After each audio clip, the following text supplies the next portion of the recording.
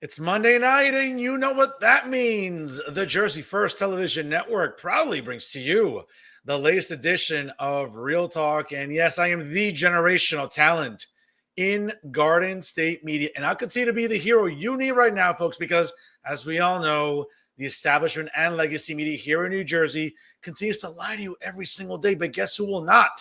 That's right. It's me, Fernando Uribe. Happy Monday, everyone, here as you're joining us live from wherever and however you may be tuning in here on this, the 15th of September. Of course, we appreciate you again. If you just like, comment, and share tonight's episode on all of your social media platforms, trust me, it helps make a difference and get the show out to more people. And we always do appreciate that here at Jersey First TV. Hope you had a wonderful weekend. Great NFL Sunday for my Dallas Cowboys, getting back to 1-1, winning a thriller against the Giants. I mean, my God, folks, I think I don't know about you, but you might want to make a phone call to the Mara family over there at MetLife Stadium and ask them to sort of look through the paperwork, because the last time I looked, it's Dak Prescott that owns the New York Football Giants. 14-0 and counting. Great football weekend. Hopefully, all you got to party responsibly and enjoy it, folks. We're continuing on with September here. 50 days to go until Election Day. Always a lot to talk about here on the Jersey First Television Network. And again, I appreciate, as always, you making this a part of your Monday night viewing. And of course, if you haven't done so already, it takes 10 seconds. Like, comment, and share. And of course, make sure you like us on all of our social media platforms. Make sure you like us on Facebook. Of course, follow us on Instagram and X. Click the little bell button there on YouTube. And make sure you're subscribed to all the great content brought to you every single week by Jersey First TV. And whether you get your podcast on Spotify or SoundCloud, download Jersey First. You can take all of our great episodes with you, whether you're doing food shopping, whether you're walking your dog. Trust me, folks, I'm pretty sure you have your smartphone with you. Hey, make Jersey First a regular routine for you every single week. Folks, and always here, front and center, representing Jersey First TV, of course, always educating and advocating for the residents of our great state here every single Monday night, live. Of course, check your local listings for start times, of course, the latest edition of Real Talk with yours truly, Fernando Uribe. Folks, a lot to talk about tonight, and certainly I'll have a special commentary at the end of the broadcast.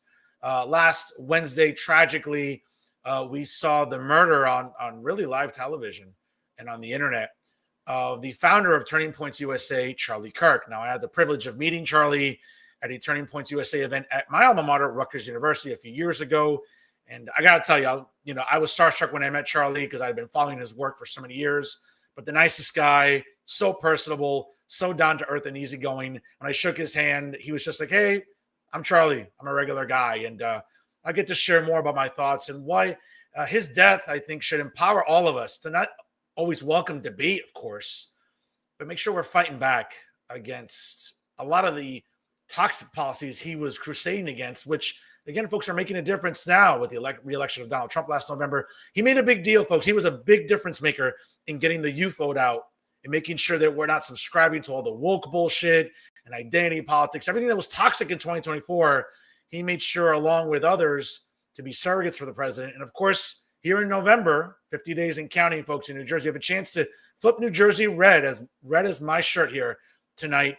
Of course, his teachings and his conservative principles and philosophies go a long way in making a difference. And I'll share some stories and some speeches I made over the weekend at some candlelight vigils to honor the memory of Charlie Kirk, who we lost at the age of 31 last week. And also, folks, you want to stick around for final thoughts. I have a lot to say, of course, about, as we all know, the ongoing clowns in New Jersey establishment media, activism, academia, and more, who continue to just act like fools and children every single week with their usual Trump derangement syndrome. But it's even getting worse, folks, because, again, a lot of these grown-ass men who are really children, again, exhibit Trump derangement syndrome in awful ways. Of course, we'll start with Chucky. I'm talking about Uncle Charlie there, Charles Style with the Bergen Record and NorthJersey.com. His latest piece will tell you how dishonest he continues to be during this election cycle. And, of course, when we talk about dishonest journalism, of course, folks, come on. We always rely on Jay Lassiter, one of the more useless humans in New Jersey media, via Insider NJ, to virtue signal during this election cycle and to blatantly lie about the Republican candidate, Jack Ciattarelli. So I know I couldn't find a better picture of Jay. I know you can't recognize him. he has something in his mouth. But then again, when doesn't Jay Laster have something in his mouth? Kind of makes you wonder. But in any event, we'll talk about Jay Laster and, of course, his boss at Insider NJ, another useless journalist. Yes, folks, Max Pizarro. And the way that Insider NJ is covering this gubernatorial election is downright embarrassing. And I'll give you the latest example during Final Thoughts. You want to stick around for that for sure.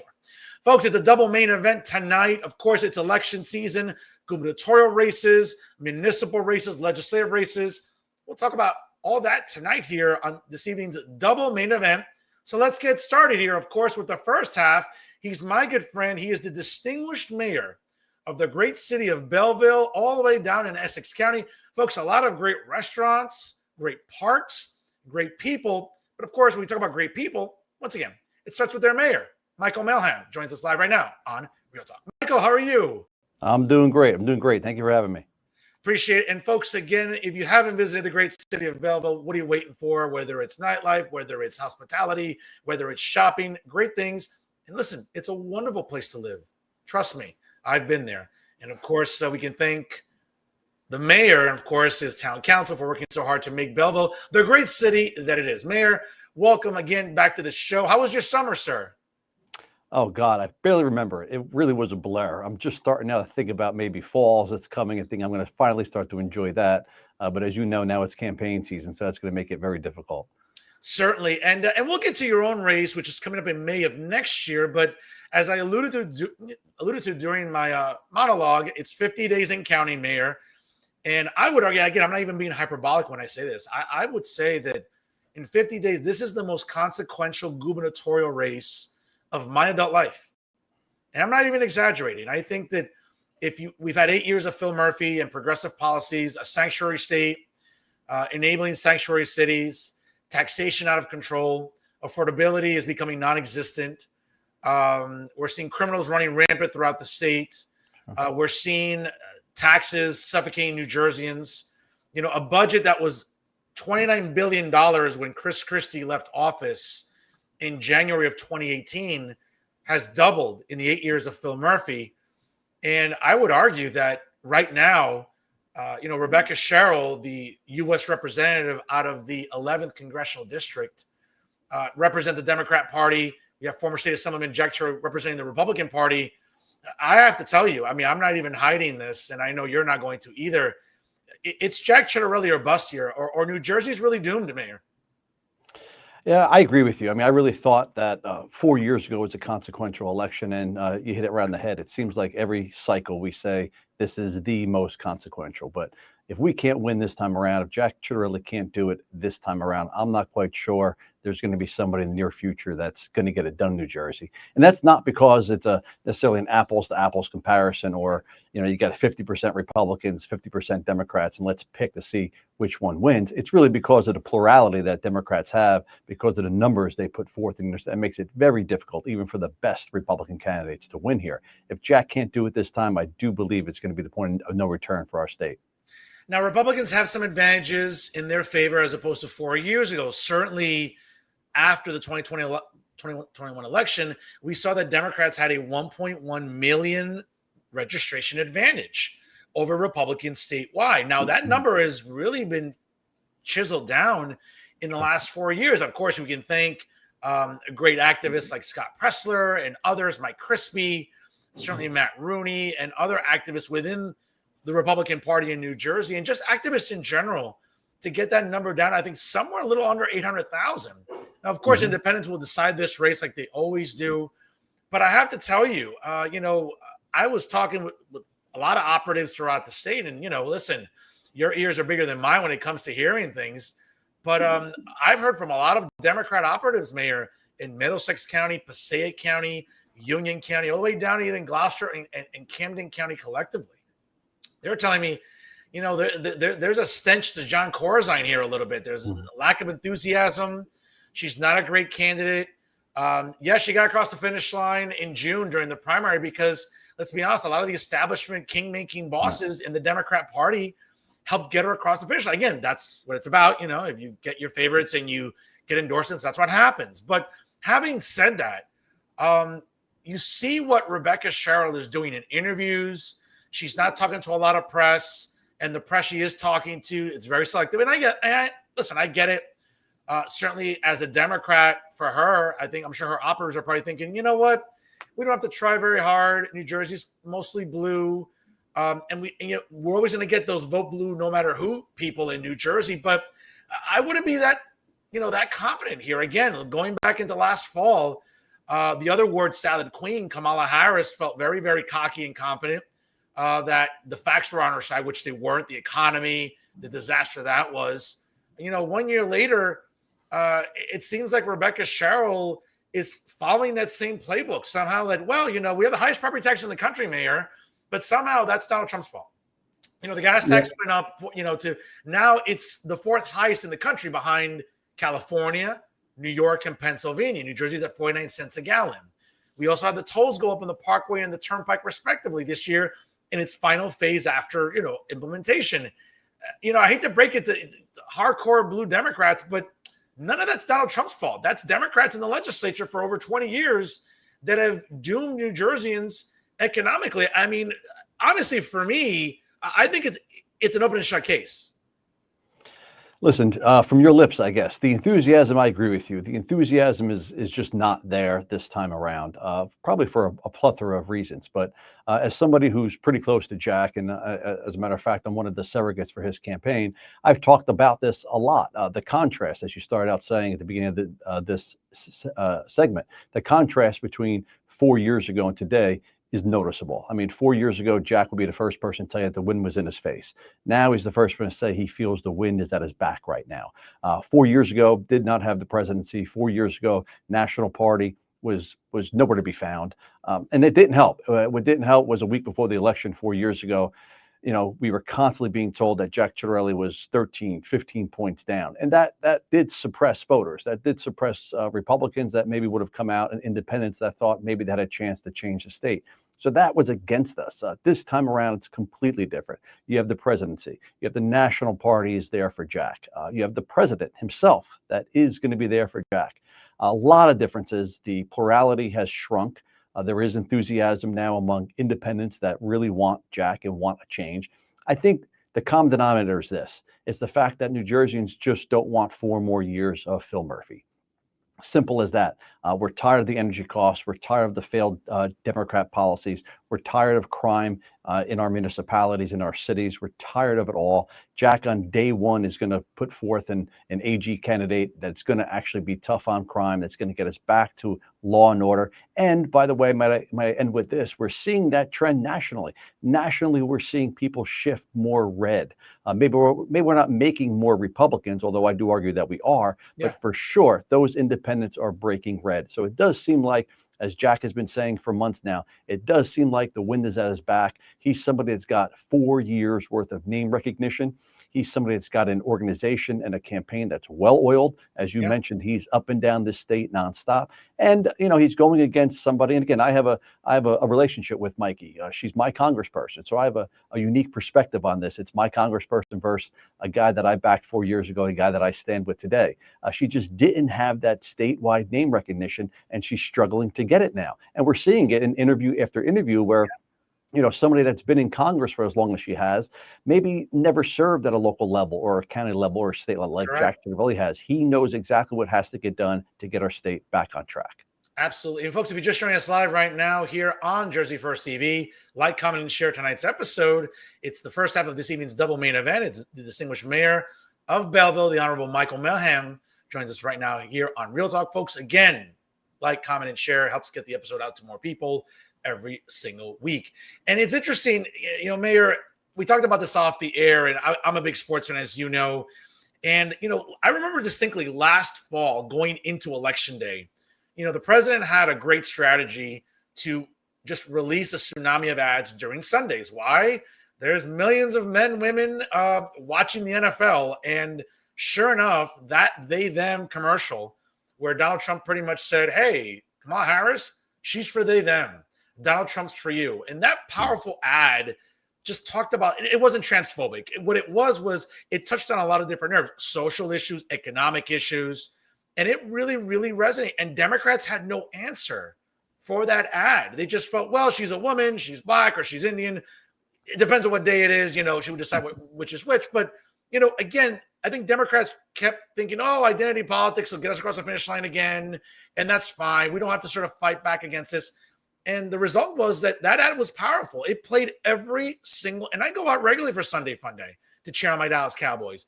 I saw that ad consistently in the New York market. I saw it. Friends of mine across the country were telling me, hey, that ad by the president, they were seeing that in Texas. They were seeing that in Florida. They were seeing that in Ohio. They were seeing that in the Midwest. I mean, it was working. And I would argue that, well, listen, Jack can't go along the same realm, even though, again, I think here, the alphabet mob is running out of control, and, we're sort of coddling and trying to, there are people in Trenton that are trying to coddle mentally ill people, trans people, in my opinion. That's not going to work here. But I tell you what ad is going to work, because I saw it not once, not twice, not three times, but 4 times yesterday during the Giants-Cowboy game, again, in the New York market on Fox 5. And then also on the 4 o'clock game when Philly played Kansas City. I know plenty of friends of mine in South Jersey that saw this ad again. And I got to tell you, it's a powerful 30 seconds. And again, I don't manage his treasury, but if I'm Jack, I run this ad every day for the next 50 days. And let's check it out real quick. Could pass one piece of legislation, what would it be? Wow, I would love, that's a really good question, because there's so many that are coming to mind right now. But right now, I would love at this point to pass legislation to, as a... You're kidding me, right? You want to be governor and you can't answer that question? We have skyrocketing electric bills in a state people can't afford. We need to fix New Jersey. I will. I mean, Mayor, it doesn't get any easier and pragmatic than that. And again, I'm not on the campaign. I'm not a surrogate or an operative, but my God, if there is an ad that captures the word salad insistence by Rebecca Sherrill and her operatives, Jack nailed it. Now, Jack's had a lot of other good ads as well. I remember his very first ad. I even texted him and said, hey, Jack, thanks for, appreciate you watching the show. When he was like, hey, I don't care about pronouns. I care about property taxes. I've been saying that on the air for as long as you know me. You've been on this show with me for years. And I said, great, Jack, good. Go for the jugular immediately. Don't F around with body shots. Go for the knockout if you can. I thought that was a great ad, but I got to tell you, this ad that I saw yesterday during NFL Sunday, they should run that for the next 50 days, Mayor. Am I wrong? Am I wrong when I look at this? No, absolutely not. It's a great ad. Understand. We said it before. Jack's been running for this job for the last 4 years. Jack has served at every level of government. You're not going to ask him a question he's not going to be able to, he's going to fumble on, to use another football analogy, I guess. He's not going to ask him that question. He served at every level of government. He's been campaigning for this job for 4 years. Mikey's my congresswoman, but she got reelected to Congress last November. So she hasn't been running for governor for as many years as Jack has. And, Jack is good. Jack knows the points. Jack knows what it takes to get New Jersey moving again. Jack's going to do it. Jack's going to talk about crime. He keeps saying the first thing he's going to do is be tough on crime, the AG. He's going to end sanctuary cities. He's going to do everything that people on the ground here in New Jersey feel on a daily basis. The ad is great. I expect some more ads coming. I expect we might actually see something about missing $7 million that she's unaware of, because that didn't resonate with New Jersey people either. When you're struggling to buy eggs and you're struggling with the price of milk, and the fact that you don't know you made $7 million or you can't explain or account for that. By the way, something I do want to mention. That ad is going to pop up, and that ad has popped up in the last few months or so. That ad was first run by her Democrat opponents. That ad first ran about a week before the Democrat or the primary in general. And that was put forth by, 2 of her opponents were putting that ad forward. So that's not something that Jack dug out somewhere. It's something that we saw during the primary. Now it's going to be used probably against her, I'm sure, in the general election. But, when the average New Jerseyan is talking about, opening up their electric bill in August and seeing the skyrocketing electric cost at 3 times what it cost the year before, that's a problem. That's not necessarily Mikey's problem. She didn't create that, but it was the Democrat policies from our governor that actually did that. And you can't just say day one you're going to pass an executive order to halt those you have to truly understand what's going on. When the Democrat policies shut down, multiple power plants, this is what happened. It's supply and demand. This is exactly what happened. So I do think that there's more to come. I do think they're going to jump in that game, but Jack's ads were great. I expect he's well funded in this campaign. I expect to see more of those ads, and I expect you're probably going to hear a little bit more about the $7 million as well. Yeah, I'd like to see that ad again. And you're right. I mean, her Democrat opponents during the primary, and mind you, listen, she got across the finish line. It is what it is. It was six. It was almost like, you know, five progressives and her trying to out progressive to be the progressive and who's more progressive. And it's crazy because someone like Josh Gottheimer, great U.S. representative, I know him personally, was like the only centrist in this race. Everybody else was like trying to be like the most woke candidate, the person that, you know, believes that we should still remain a sanctuary state, that we should, you know, keep coddling the alphabet mob, keep coddling the illegals. And it just seemed like she got across the finish line with, again, all those endorsements from the establishment Dems. But it's kind of interesting. It's like, well, now be careful. The chickens might come home to roost. A lot of these establishment Dems that help get you across the finish line may not be there. I know a lot of Dems that are very easily going to stay home this time because they're not thrilled with her. And again, I say this all the time to friends of mine, whether friends from grad school or dedicated Democrats or liberals or progressives. I'm like, listen, there's no way you can give me any sort of articulated argument about the way New Jersey is structured when it comes to what's wrong with New Jersey. Donald Trump has nothing to do with your property taxes, Mayor. Like over $10,000 as an average. Here in Hudson County, you know, my mayor is also my state senator, who you know, Brian Stack, does a great job in keeping property taxes reasonable. Okay, a little over, you know, maybe a little under 10, right around 10. But when I drive on what's called River Road, a little bit north into southern Bergen County, I'm hitting Edgewater. I'm hitting towns like Fort Lee and Alpine and Cresskill and Colster. We're talking about $15,000, $16,000, $17,000. I go a little bit south, even south of you, and I can start going to Summit.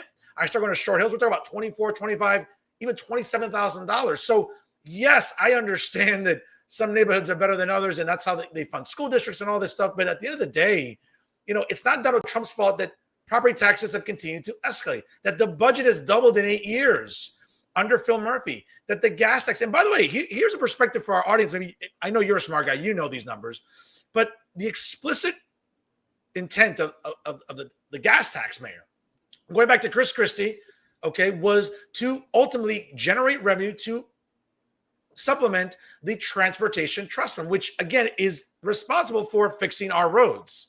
Well, not sure for our audience at home, AAA does a study of roads in the United States, and they rank the 50 states. Well, the last 4 consecutive years, Mayor, since the gas tax has been in effect, New Jersey is in the bottom 3. I'll say it again, folks at home, the bottom third of roads in the country. So what the gas tax is fixing, I'll never know. Yes, with a new president, new drilling policies, gas has gone down, but we're paying 49 cents again. California, New York, Pennsylvania, and then New Jersey, the 4th highest gas tax in the country. What are we getting for it? What are we getting for these tolls on the Parkway and the Turnpike? We're getting congestion like we normally do. Are we getting better roads? No, we're not. So at the end of the day, even the vote blue no matter who crowd has a tough time, Mayor, to say to me, well, you know, Donald Trump, I'm sorry, come up with new material, because that's not the reason that your life economically sucks in New Jersey, Mayor. I mean, that's the truth. Yeah, I mean, I'll tell you what the gas tax isn't helping with. Sinkholes on Route 80 are failing bridges. It's not helping that either. So I think from the beginning, though, I think Jack and his team knew that they were going to try and run against Donald Trump and not Jack Ciattarelli. And likewise, I think that Jack at times is running against Mikey, but Jack is also pointing back to the failed Democrat policies of the current governor. And, if you're going to ask me which one I think is going to bode better, I think that residents here in New Jersey have lived through 8 years of Murphy. And to pin her as, Murphy 2.0, I think is a wise move. For her to call him, Trump and a Trump guy and a MAGA extremist and all that. Well, Donald Trump, only lost New Jersey by 5 points. To this day, I can't get a Democrat to explain to me why they think running against Donald Trump when he only lost by 5 points is a good strategy. I mean, he won Passaic County. That is a county in northern New Jersey that the current president, Donald Trump, actually won, full of Hispanic, Latino votes there. And I do think, back to what you said before, I don't think that the hardcore working class Democrats are really feeling this candidacy. I do think that they can align with Jack, a guy who signed the front and back of paychecks throughout his life, a guy again that served every level of government, a guy was an entrepreneur. His families were entrepreneurs. He has had successful businesses in the past. I don't think that the working class, where we used to say that the blue collar Dems are going to come out and vote blue no matter what. They may stay home. Those in the inner city where the Democrats get a lot of votes from might not be all that enthused with this candidacy and may stay home. I do think that there are going to be far more Democrats that vote Republican than Republicans that vote Democrat. That with the uptick that Jack is getting with independents. I, for one, was an independent up until this June primary, where I felt so strongly for Jack's candidacy. Not only did I support and endorse him 4 years ago, but again this time, that I marched myself into a polling location this coming June, declared a party. I was Republican, cast my vote for Jack. So now I think a lot of people are going to be doing that. I do think the tides are going toward Jack, toward turning the state and flipping the state red. I do think that both Democrats and independents are going to help and support that effort. Mayor, now again, you are an independent, and obviously supporting Jack Turley as openly as you are, I can only imagine it must get you in trouble with the Essex County Democrat Committee. I'm sure the county chair, who also happens to be the state Democrat Party chair as well, Mr. Leroy Jones, probably isn't very happy with you. Again, not sure if you can disclose any specifics about it, but what have those conversations been like with Chairman Jones, which I'm sure is not very happy that a mayor in Essex County is supporting a Republican for governor, sir? Yeah, so those conversations started 4 years ago when I came out for Jack, and I think that was a shock. I mean, keep in mind we had Essex County Republican mayors that didn't come out and openly support and endorse Jack. Part of the reason why potentially he fell just short. More mayors like me should have done so. Now this time around, by the way, you have Democrat mayors that are flipping. But Jay, back to your point, I'm actually going to end this interview with you today, and I have a fundraiser to go to with my majority of Democrat counterparts in Essex County. And I will say, there was some remarks made 4 years ago. And I tell you this, though, I have to say to a man and woman, my colleagues in Essex County, the Democrats, I do think that they respect the fact that when you pick a side, especially knowing that you're going to get dinged up or beat up a little bit. I have to say that not being a Democrat, I wasn't expected to go with the Democrat. Most people do happen to fall in line, but I do say that I felt like I earned a little bit of respect, far more jabs, especially at fundraisers and events when you're mentioned, far more jabs and zingers and jokes. I have to say, though, it's all been good-hearted. I have a great relationship with Leroy. Him and I go for breakfast probably 2-3 times a year.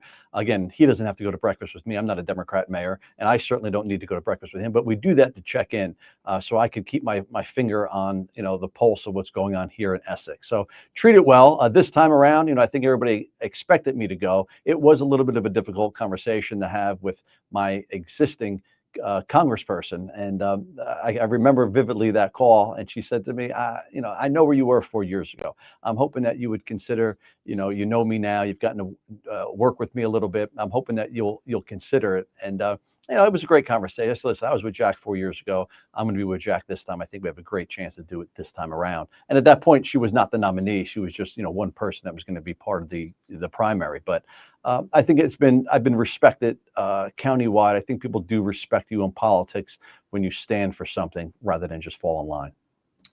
That's well said, Mayor. Speaking of which, obviously, we'll get back to the gubernatorial race in a moment. Obviously, all 80 state assembly seats are up for grabs. Obviously, Belleville falls within one of the legislative districts. We'll talk about that in a minute. But obviously, you are up for re-election coming up in May of 2026. Now, having said that, great relationship you're telling me that you have with the state chairman and the Essex County chair, again, same guy. Any concern at all maybe that they'll, once 2026 comes around, they might be like, you know what? F this guy. Let's make his life a little bit difficult in Belleville as he's seeking re-election. So let's talk about your record in Belleville. Let's talk about, obviously, we've seen a lot of great infrastructure, renovations. We've seen, obviously, a great police department, great quality of life. I mean, I hear so many people saying to me, hey, you know what? I was kind of apprehensive moving to Belleville. I wasn't sure, Route 21, whatever. Gotta tell you, every single person, I'm talking about, I lost, count on my hands of the amount of people that I know moving into Belleville and saying to me, you know what? I like living here. It's quiet. I can actually afford a house here as opposed to Hudson County. It's near everything. It's near roads. The mayor does a great job. The school district in Belleville is very healthy. The town council works with the mayor to really address issues for the community. Let's talk about your record, Mayor. What do you want to brag about as you seek re-election? Sure. Well, I'll be going for my third term this coming May, and that's an interesting point. When you joked before about the Essex County Democrats and the machine potentially coming for me, keep in mind we're a nonpartisan town here in Belleville, so our elections are in May. Far, far different than a June primary in a November general election. So it's a different type of an election, and it's something that we like here in Belleville. Belleville always likes our independence. We've always had an independent streak with us. God, it goes back hundreds of years from when we did not side with the crown during the Revolutionary War. So it runs deep here in Belleville. But in the last 8 years, we have seen a renaissance going on in Belleville. Just look around, whether it's redevelopment, brand new buildings popping up. We are attracting young professionals with disposable income to spend locally. Those young professionals are moving into one-bedroom and studio apartments. They are not bringing in large families that negatively impact our schools. But because we have them and they have that disposable income, you now see bars, you now see restaurants, you now see rooftop restaurants, you see rooftop bars coming in Belleville. All these new developments now have rooftop amenities, infinity pools, looking at New York City. I tell people, although we are in northern New Jersey, and we are certainly densely populated, from our hilltops, we could actually see one of the largest cities in the world, which is New York City. Yet we border the largest city in New Jersey, the city of Newark. Yet there's a complete contrast. In Belleville, we have row-style houses in the Silver Lake section, which is a little more of urban vibe for you. We have other neighborhoods that have, winding streets and long front yards and long backyards. So we have a suburban feel, we have an urban feel in our business district. We have brand new buildings that are attracting these young professionals. Everything from recreation, like I said, our schools are healthy. When I got elected 8 years ago, we had one turf field for 40,000 population, and that turf field was 15 years past its life expectancy. We now have 5 times the amount of turf going on in Belleville. We have turf fields everywhere, brand new parks, brand new playgrounds. We've built community gardens for some of our newer residents that are living in apartments. We've even gotten dogs into it. We just opened up our second dog park. We just opened up our second all accessible and adaptive ADA compliant playgrounds, pickleball courts. I mean, it's happening all over town. The streets are clean. We have a great police department. We do not have major crime here in Belleville. Our police department is community focused. A lot of the men and women that serve in our police department, this is something that I love. A lot of the men and women that serve in our police department were born and raised in Belleville. They went to schools here in Belleville. Their mothers and fathers and wives and girlfriends still live here in Belleville. And I say that all the time because they serve and they protect differently when they have a stake in their community. Things are going great. We're full steam ahead for re-election May of 2026. Our whole slate is up, and I think we're going to do very, very well. Mayor, let me ask you this. There's always room for improvement, right? I mean, again, I'm always someone that, I watch my show every week, and I always say to myself, I want to be better than last week. Someone might tune in for the very first time, and you know what? It may not be a good episode. I'm doing myself a disservice. I think governing is the same way. I think you want to govern better today than you did yesterday, and so on and so forth. So, moving forward, I hate to use the word lacking because I think Belleville is a great example of a city that isn't lacking anything. It's a great police department, great constituent services, great quality of life. But again, should you be successful next May and go for a third term, what do you want to sink your teeth into that you have not been able to yet, either for fiscal reasons, manpower reasons, or a combination of both? Yeah, I would think it would be a combination of infrastructure for us and fiscal. I mean, you got to understand, our infrastructure, we used to be part of Newark. Our infrastructure, especially our water infrastructure, is well over 100 years old. We do have a lead line issue here in Belleville, and I say a lead line issue because the issue is with the lead lines, not necessarily the water. Belleville's water is fine, it's clean to drink, but we do have a lead line issue, and we are not the city of Newark. We didn't have the state throw $125 million at us. Port Authority, $155 million at us to replace all the lead lines. And I give Mayor Baraka, huge compliments for the program that he put on. Was probably one of the fastest programs in the country to replace all those lead lines. Well, we can't do that in Belleville because for every 400 lead lines that we replace cost us about $8 million. And when you talk about thousands of lead lines and a budget that's only $50-60 million, the numbers don't add up. So slowly but surely, we are working through some of those infrastructure challenges with trying to replace all of our lead line. We're taking small bites at that every single year, and we do have a track program to do that. And after that, it's just fiscal. But we do live in northern New Jersey. We have a paid fire department. We have great ambulance service. We have things that other surrounding communities, right across the river, my dear friend Dan Pronti in North Arlington and my friends in Lyndhurst and Rutherford, they don't have a paid fire department. Well, we do. And that could be a $12 to $15 million budget item, which Belleville loves our paid fire department. We certainly love our EMS, but it's the taxes that come because of that, that people feel the strain. They feel the strain that, hey, we are north of that median average in New Jersey as far as what taxes cost. But then I say, well, from day one, 8 years ago, I never promised to drastically reduce taxes. I never did. It was in our campaign literature 8 years ago. I would never lie to the residents of Belleville. What I did say was that I would give you services and programs and facilities that proportionally match the taxes you pay. And I honestly think that we've delivered on that in the last 8 years. Well done there. Mayor, let me ask you this. Obviously, you heard a little bit of my opening monologue. I'll be talking about later during a special commentary. A rough week for all of us that welcome healthy debate in our political circles. Obviously, last Wednesday, and I remember it was just tragic. I was at New Jersey University in attendance for the investiture ceremony for its 13th president, Andres Acebo, big fan of the show here. He's a regular. And I was sitting there in, the Margaret Williams Theater on the campus of New Jersey University. And within a few minutes of the ceremony, we started seeing social media explode, unfortunately, with the untimely murder of Charlie Kirk, the founder of Turning Point USA, conservative, really, I think, crusader, father, a patriot, a guy who really galvanized discussions and debates. And I think in a healthy way. I had the chance to meet him some years ago. I've been following his work ever since. Watching him going from college campus to college campus was courageous. Certainly dealing with someone really faculty and students.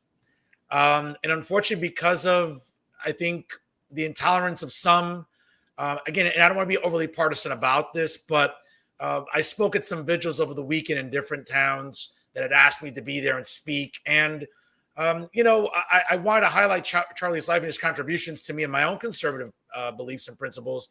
But it was hard to ignore the fact that, there's one side of the political aisle that just, if you don't agree with them, they're happy to silence you. And Charlie was beating people with ideas. And it seems like one side of the political aisle is more than happy to beat you with bullets. And I hate to be hyperbolic about it, but I think his death is going to hopefully galvanize healthy debate, healthy discussions, but more importantly, I think for people that were afraid to speak up before against the toxicity of identity politics, all the woke bullshit that we've seen for the last few years, I think that's slowly but surely disappearing. Caving to the alphabet mob because they throw their hissy fits, etc. Charlie's death, and again, I can't even imagine his two kids, 3 and 1. They're never going to know their dad. They're just going to know him through YouTube and their mother's experiences. But when I saw Erica Kirk last week give a speech, I saw a woman that was empowered. And I think for some of us that look at Charlie's principles and conservative beliefs, I feel empowered today. And I feel like I'm going to keep fighting for him. Take us through your thoughts when you first heard the news and, what sort of impact has that had on you in these last few days, Mayor? Yeah, I have to say it impacted me far more than I expected that I would be impacted by something like that. Charlie was somebody who was an icon and a patriot. I will say that. I did follow him on social media and I did enjoy his work. I really did. I truly believe that political discourse should be done with words and not weapons. And it always does seem like it's unfortunately one side that results or resorts, I should say, to violence. And it's uncalled for. It's terrible. And I think in Charlie's death, I think what he gave will be far more than what he did to help President Trump get elected with hundreds of thousands of college-age students that came out to support President Trump this time around. I found out about it like most people did on Wednesday. I was actually in my private office, and my niece was here, who's only out of college about 2 years, and she follows him, and she saw it on social media, and she was telling me, showing me about it, and I was stunned. I knew right away. Unfortunately, I didn't think he was going to survive, and it was sad. And I have to say, I've talked to some friends of mine, friends that I've known for years and years, decades, that have called, and we've talked, especially over the weekend. And I kept saying to them, I just feel so troubled by this. I feel like I want to do something. I want to say something. I want to speak out more. And you hit it right on the head a few seconds ago when you said that, it makes, because of what the fear of what some are going to say, especially on the left, about your opinions, it makes people not say them or not share them on social media. And I think that was all too prevalent. And I have an interesting, theory on that. I think that sometimes we like to say, well, the polls are off, the polls suck, the polls are skewed. Sometimes I think they're not.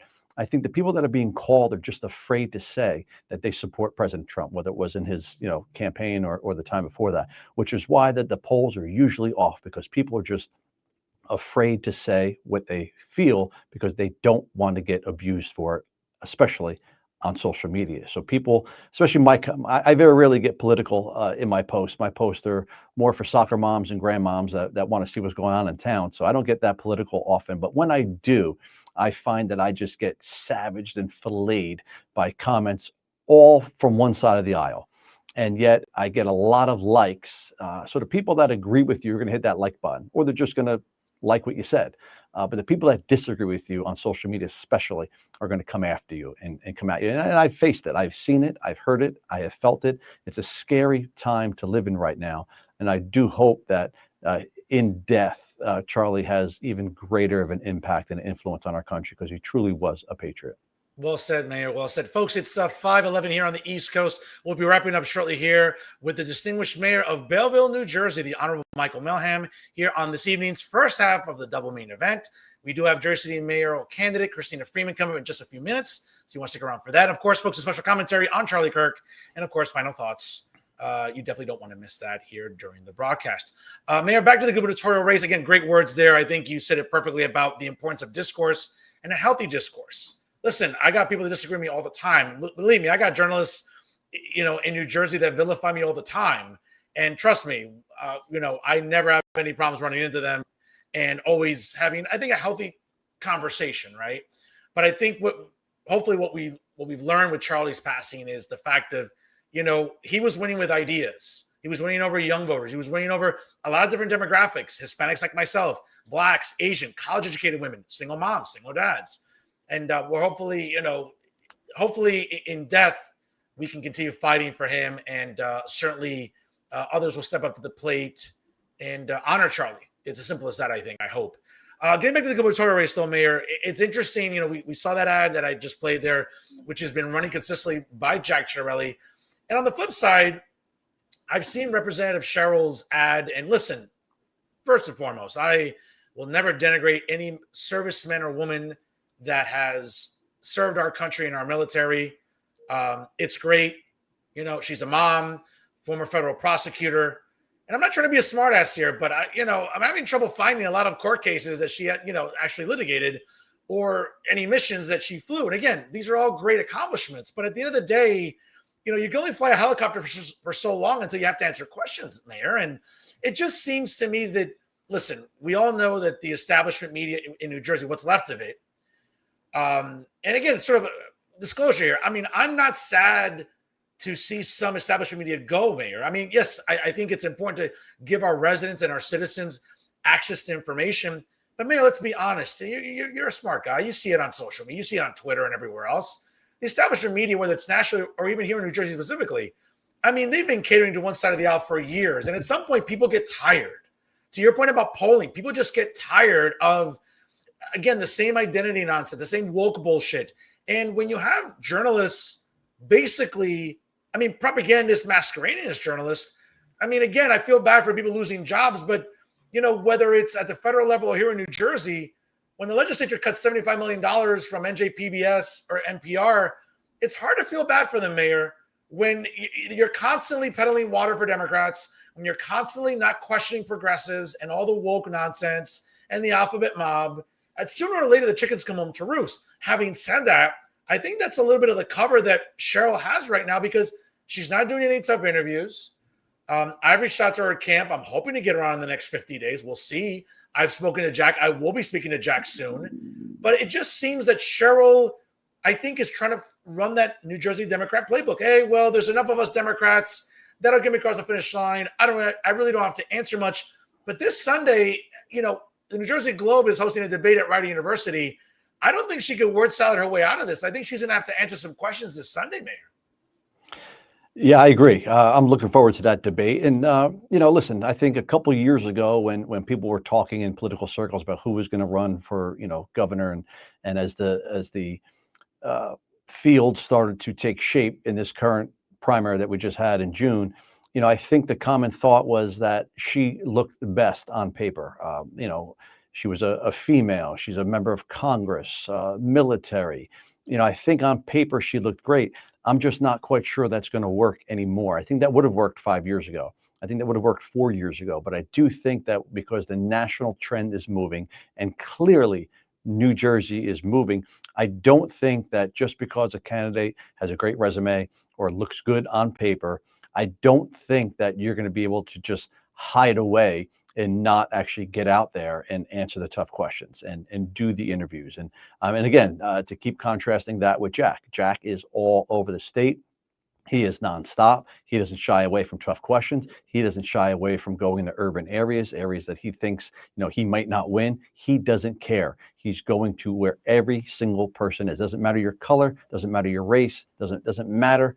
Jack is going there. So I don't think that they're going to get away with just hiding her and using her resume and using the traditional Democrat playbook that worked for so many years. I don't think it's going to happen. And I'm curious to see, how well it goes in this first upcoming debate. I'm with you. And I know that David Wallace's a big fan of this show, and he's on regular here as well. I know David's going to come up with very, very good questions, fair questions. I expect the same out of Micah Rasmussen. Joey Fox leans pretty left. I mean, I'm sure some questions might be catered a little bit, maybe not favoring Cheryl, but I think maybe a little more sympathetic or easier questions. We also have Sophie Nieto-Munoz from the New Jersey Monitor. I expect full-blown woke nonsense from her. And I'm sure, Laura Jones, the moderator, is going to do a great job, as they always do with the New Jersey Globe. So it'll be interesting this Sunday because I know Jack speaks so well. He's good on his feet, Mayor. He can talk policy for hours. I think this is a time where I'm assuming they've locked Representative Cheryl somewhere in a hotel room, and it's just nonstop prep because she can't get away with, again, that ad I played for you on Sunday. She's going to get crucified. And listen, as much as the establishment media in New Jersey likes to, show cover for her, whether it's NJ Spotlight News, Insider NJ, The Bergen Record, NJ.com, at some point, she's going to have to give some substantive answers this Sunday about, hey, to your point, listen, just a state of emergency on day one and freezing utility costs, that's not feasible. When Phil Murphy, the current governor, is kind of correcting you in public, that's a bad look for the representative. For the governor to be like, whoa, take it easy. It's not that simple. Because let's be honest, Mayor, pretty much like last fall when Kamala Harris was saying, well, when I get into office, I can fix this. Honey, you're in office now and you didn't do shit.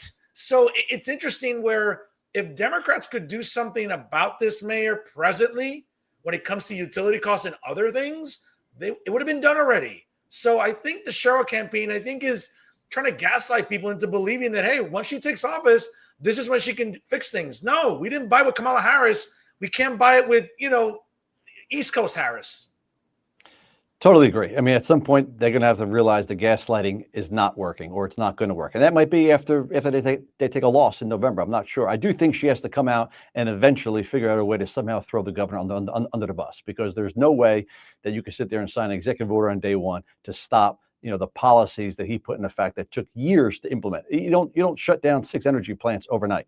You don't not create new energy plans, and that doesn't happen overnight. That took years of policies. And until she's ready to come out there and take a swing at him and maybe throw him under the bus a little bit, then I think it's going to be a problem. But up until then, she's going to have real answers. We're not going to accept an executive order to freeze costs. I mean, I think the electorate here in New Jersey is too well educated for that and too smart. I do think that it's time to flip the state red, and I'm certainly going to be with Jack on election night. I'm looking forward to it. Mayor, I know Bill Spadia personally. I've gone out to dinner with him. He's a friend of mine, been on this show. Not going to lie here. I'm disappointed that Bill hasn't come out more for Jack. I get it. It was a nasty primary between him and Jack, among the other Republicans as well. But at the end of the day, to the winner go the spoils. And if you're tired about New Jersey, falling into Democrat hands for another 4 years, again, take the L, go support Jack. And again, I think a lot of Spadia's supporters have realized, like, listen, Bill's not going to come around. I can't afford another 4 years of progressive policies that have just destroyed New Jersey. You know what? I'll bite the bullet. I may not like Jack, but some Spadia supporters I think are going to come around. On a scale of 1 to 10, how disappointed are you in Bill Spadia? I'm sorry, I didn't hear that. On a scale of 1 to 10, how disappointed are you in Bill Spadia that he hasn't come around with 50 days to go? Very disappointed. I mean, listen, Bill got smoked. I mean, he got smoked. And the fact that we live in New Jersey, and yes, did he have supporters? Did he have voters? Yeah, but just to your point, I do think that the overwhelming majority of those people are going to say, listen, Jack's the guy. We have a chance to do this now. I don't see them sitting home. I don't see them sitting home and saying, well, if we sit home, the chances are that Jack's not going to win and we're going to give the state back to the Democrats for another 4 years. I don't see that happening. And listen, we live in New Jersey. I don't think many of the supporters of Bill are sitting there waiting for the phone to ring or waiting for a text message or an email from him saying, okay, you now have the all clear, go out and vote for Jack because I'm now supporting him. I think these people are man and woman enough to make their own decisions. And I do think that they're going to land on Jack for sure. Mayor, real quick here before we let you go. And folks, again, it's 5:20 here on the East Coast. Stick around at the bottom of the hour. The second half of tonight's double main event is Jersey mayoral candidate Christina Freeman will join us in just a few moments here as we're wrapping up here with the first half of the double main event. He's the Honorable Michael Melham, the mayor of Belleville, New Jersey. Mayor, it's interesting. I tell people all the time, I just went to a Cheryl event at Surf City in downtown Jersey City over the summer, and it was sponsored by the Hudson County Young Democrats, and they were like, oh, Uribe, what do you think? And I was like, listen, this panic you're having about Jack winning, let's unpackage this real quick, Mayor. Now, again, unless there's a miraculous turnout and a lot of overperforming in certain districts, chances are Republicans are going to win some districts, in the assembly, shave into that lead because Democrats right now have a 52-28 lead in the assembly. The state Senate seats are up for grabs, not up for grabs until 27. So if Republicans can make some gains, that'd be great. At the end of the day, I feel Jack's going to win. He's going to be a Republican governor. The legislature is still controlled by Democrats. Arguably, the most powerful person in New Jersey is going to become State Senate President Nick Scutari, along with Craig Coughlin. They're going to decide what bills come to the floor in the legislature. So I tell people all the time, aside from an executive order, hopefully rescinding sanctuary statehood, an executive order empowering parental rights so we stop coddling the alphabet mob and all this woke bullshit in our public schools for our kids. Other than those executive orders being contested in court, which, as you know, with a mayor, that can take time. What is there to panic about? I mean, again, the budget's the budget. They're operating under this state fiscal year budget.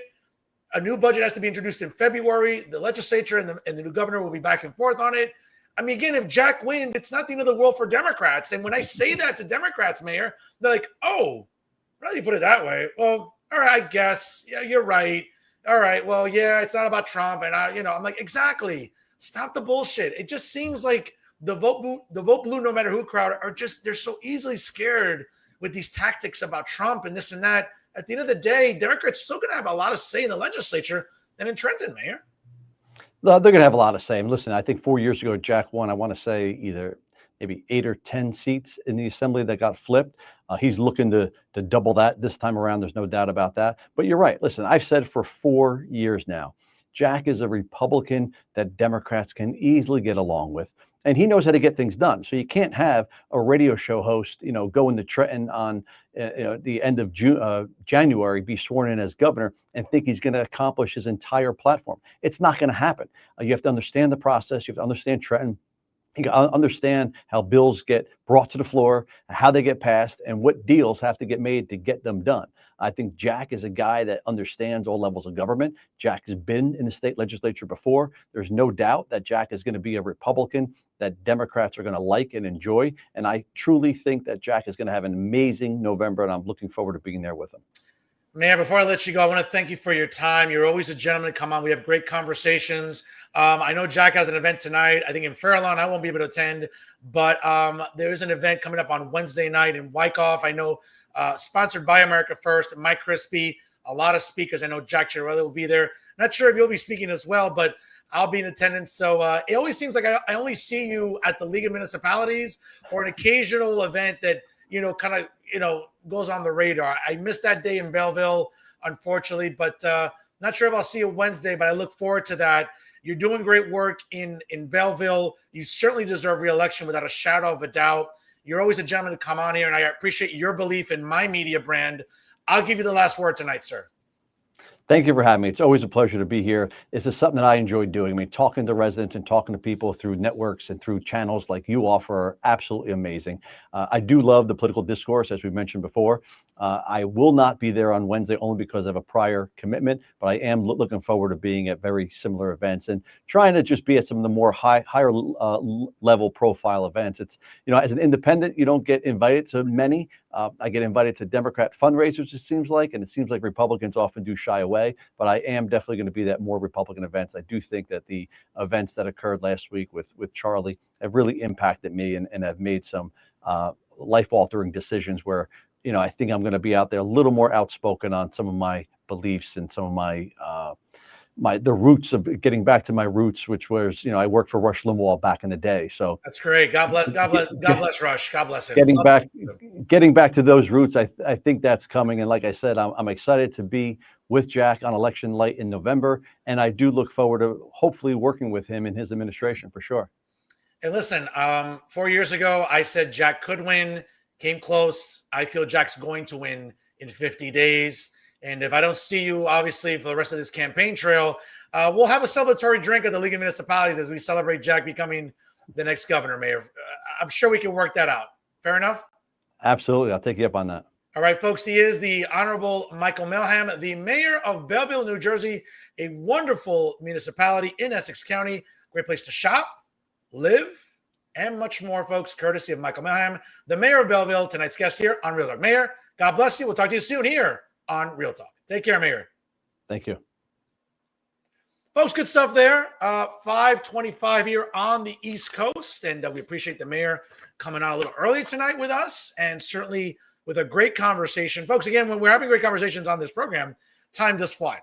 And it's 5:25, as I mentioned, here on the East Coast. If you're just joining us live, I know we're on a little bit earlier than usual, but it doesn't matter, folks. It takes a few seconds. Like, comment, share tonight's episode here of Real Talk on all of your social media platforms.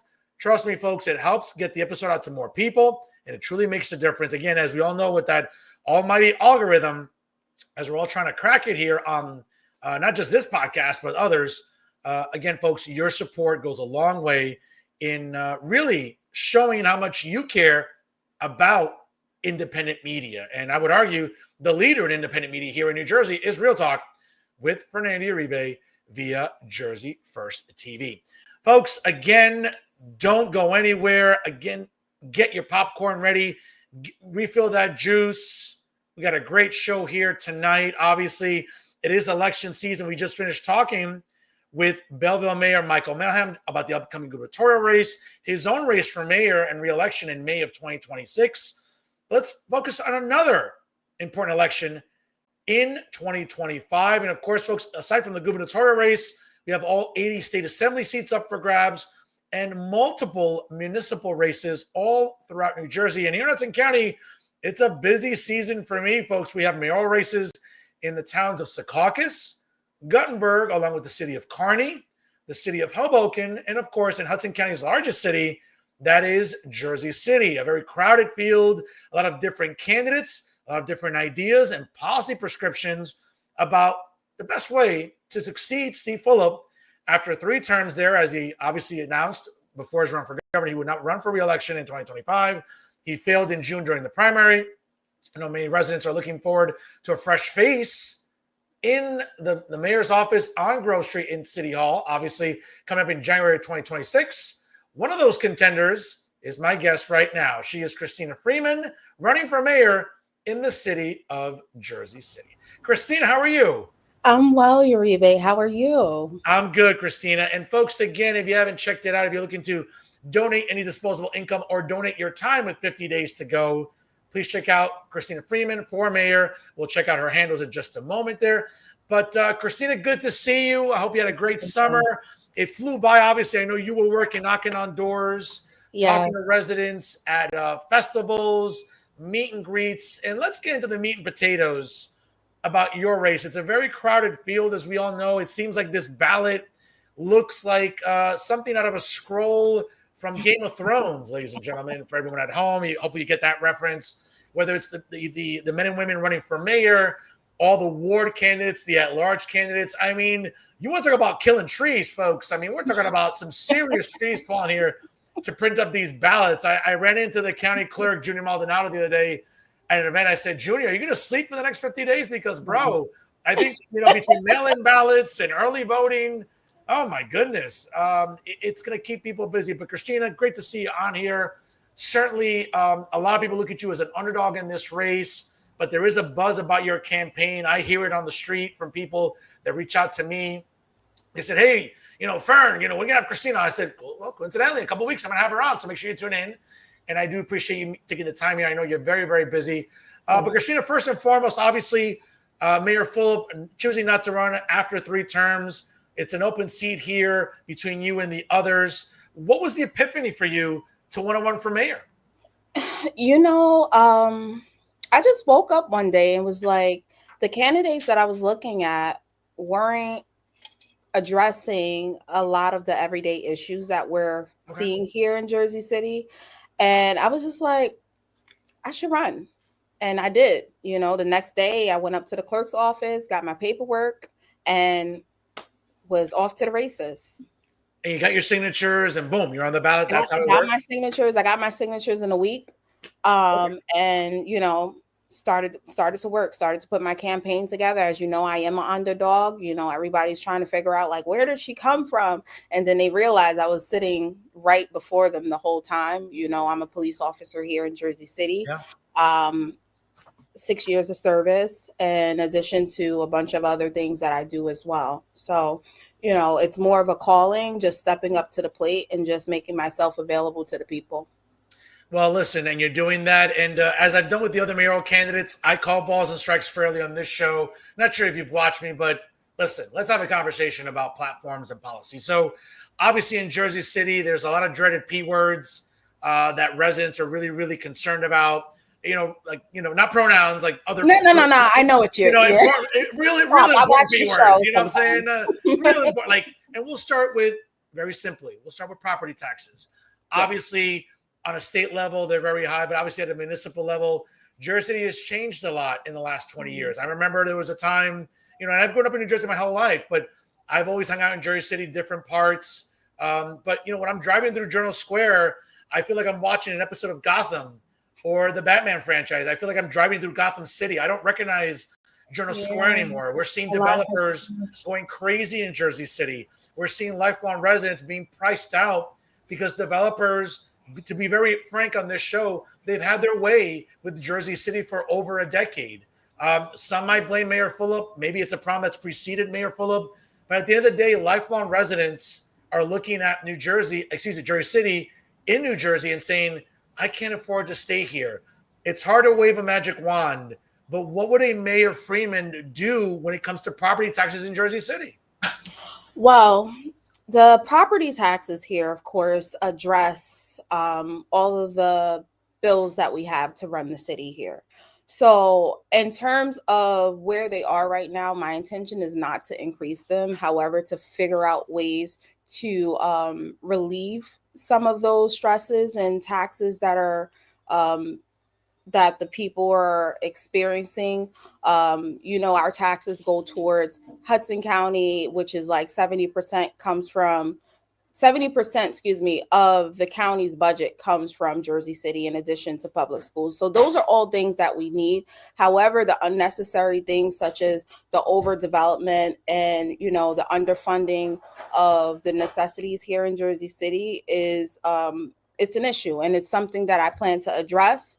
And I look to support, and pretty much get out of debt, because for those of you who do not know, Jersey City is in a deficit and has always been in a deficit. This was something that has been prior to Mayor Phillip coming into office, but reducing some of the overdevelopment and all these abatements that are giving out to these developers can kind of relieve some of the tax inflation that we're experiencing here in Jersey City.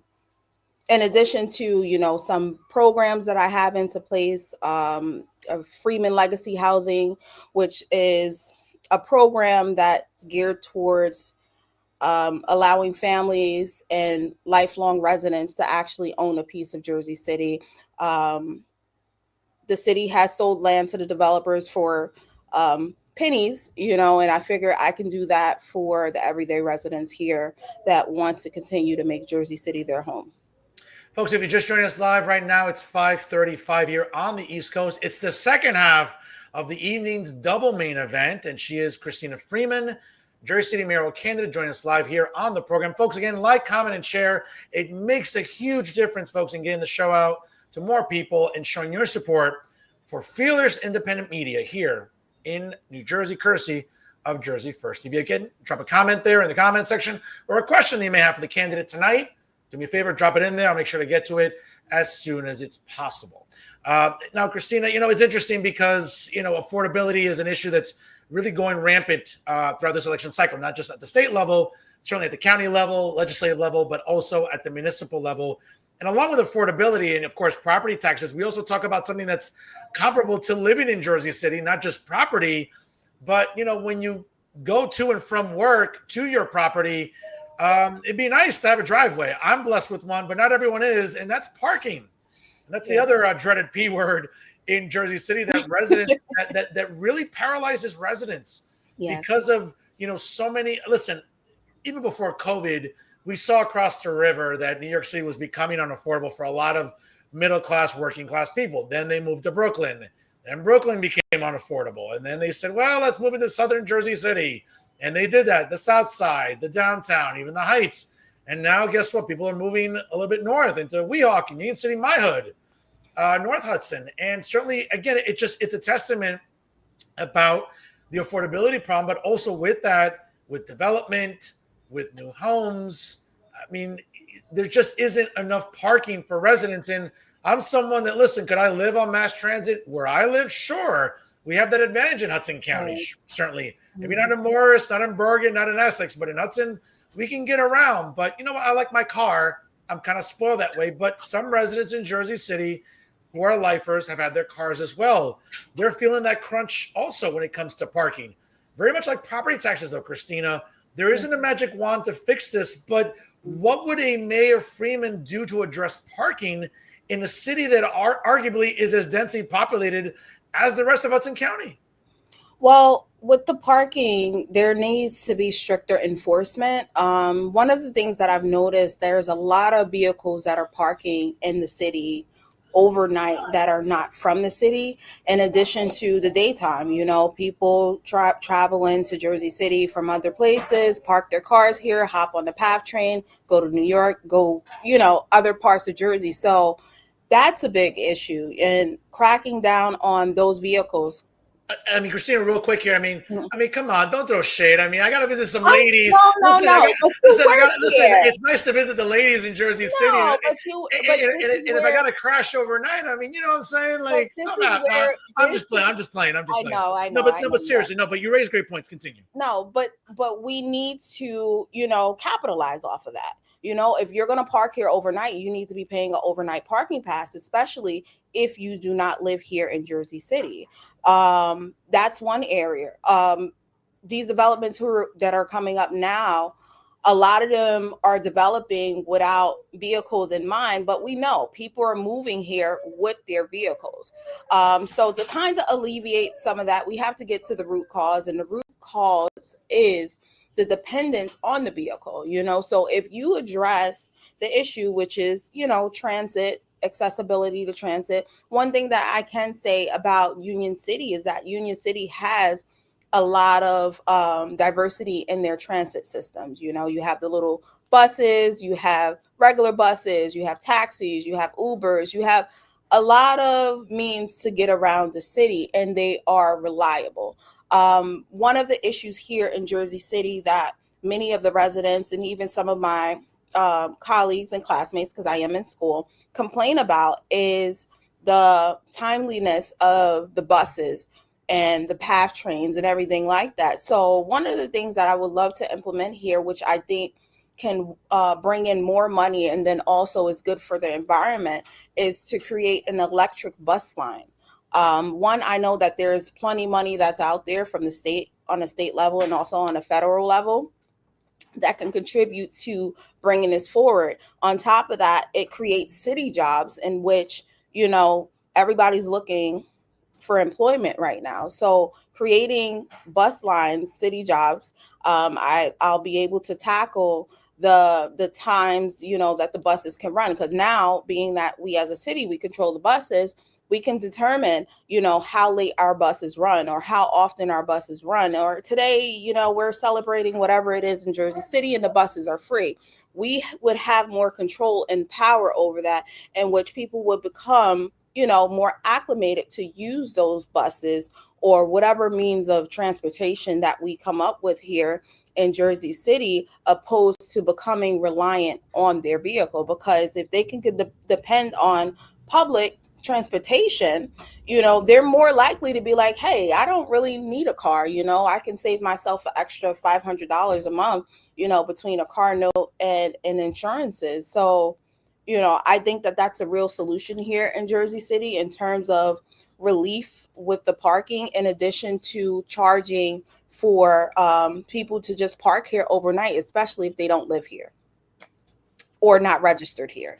Certainly, folks. Again, it's 5:45 here on the East Coast. If you're just doing it in live, don't sweat it. Like, comment, and share tonight's episode, as the second half of the evening's double main event is Jersey City mayoral candidate Christina Freeman. Again, drop a comment there. If you have a question or a comment for the candidate, do so here on Jersey First TV. Folks, again, takes a few seconds. Again, show support for fearless independent media here in New Jersey, always courtesy of Jersey First TV. Christina, great policy points here. Certainly, I know you've done your homework on this. And another dreaded P word, obviously, in this campaign, which I think it should definitely resonate with you. I'm one of the few journalists in New Jersey that openly defends. Yes, public safety. Absolutely. I back the blue better than any journalist out there. I've worked in criminal justice for 10 years before getting into academia and journalism collectively. So I understand the importance of our criminal justice system. I'm always very happy to back the blue and back police officers, men and women at all levels that are working in very difficult conditions. And here in Jersey City, Christina, again, it's try to keep it a PG show, but we got to be real here, okay? There are still parts of Jersey City that are a shithole. I'm sorry. And there are parts that have gone disregarded by multiple mayors. I don't want to point anyone out. And there are still parts of Jersey that they're still very undesirable. And police have a tough job in Jersey City. Obviously, I commend you. Stay safe out there, of course, as you're doing your job while running for mayor.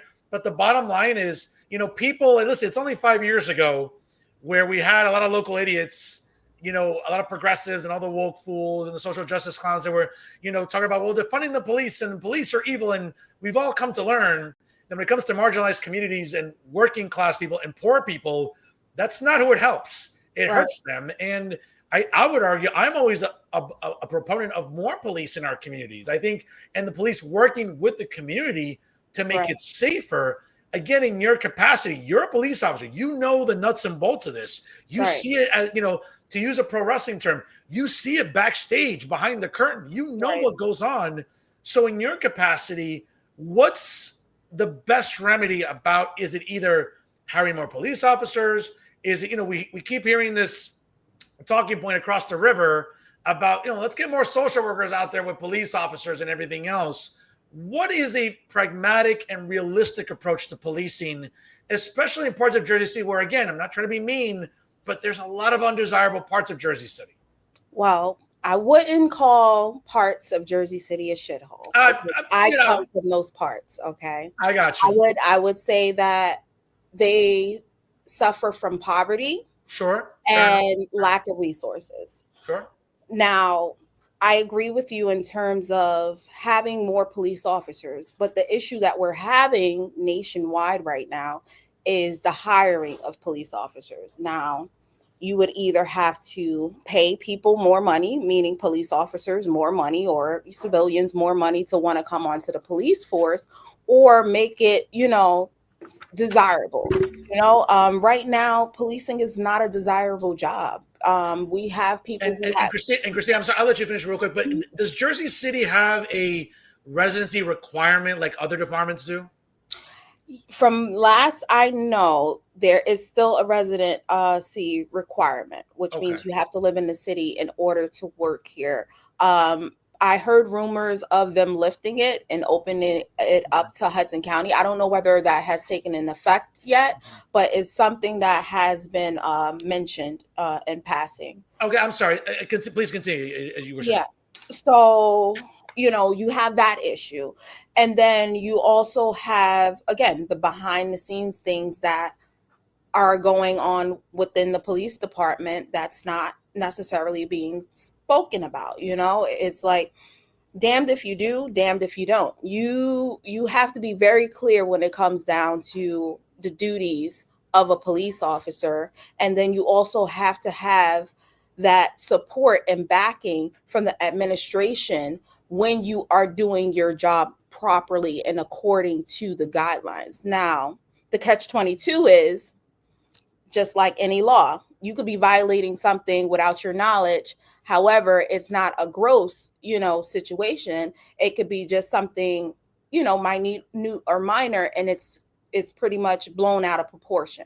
So then now you have this. So now when you see as an officer, one of your colleagues get like jammed up for something that's like, that could have been something where it could have been counseling or, maybe a suspension that's not crippling them, that deters police officers from wanting to be proactive opposed to reactive. So what we're seeing in today's environment within Jersey City with policing, it's more reactive, because at the end of the day, you still have to provide for your family and you can't afford to be knocked over, per se, how we would say, for doing your job. I am for police and community relations. More of it. I'm a part of an organization that's called Bless. And what we do is collaborate within the community, because the more people get to see police within the community, the less like, I don't even know, my brain just went blank. Like, the less likely they are to be scared of us.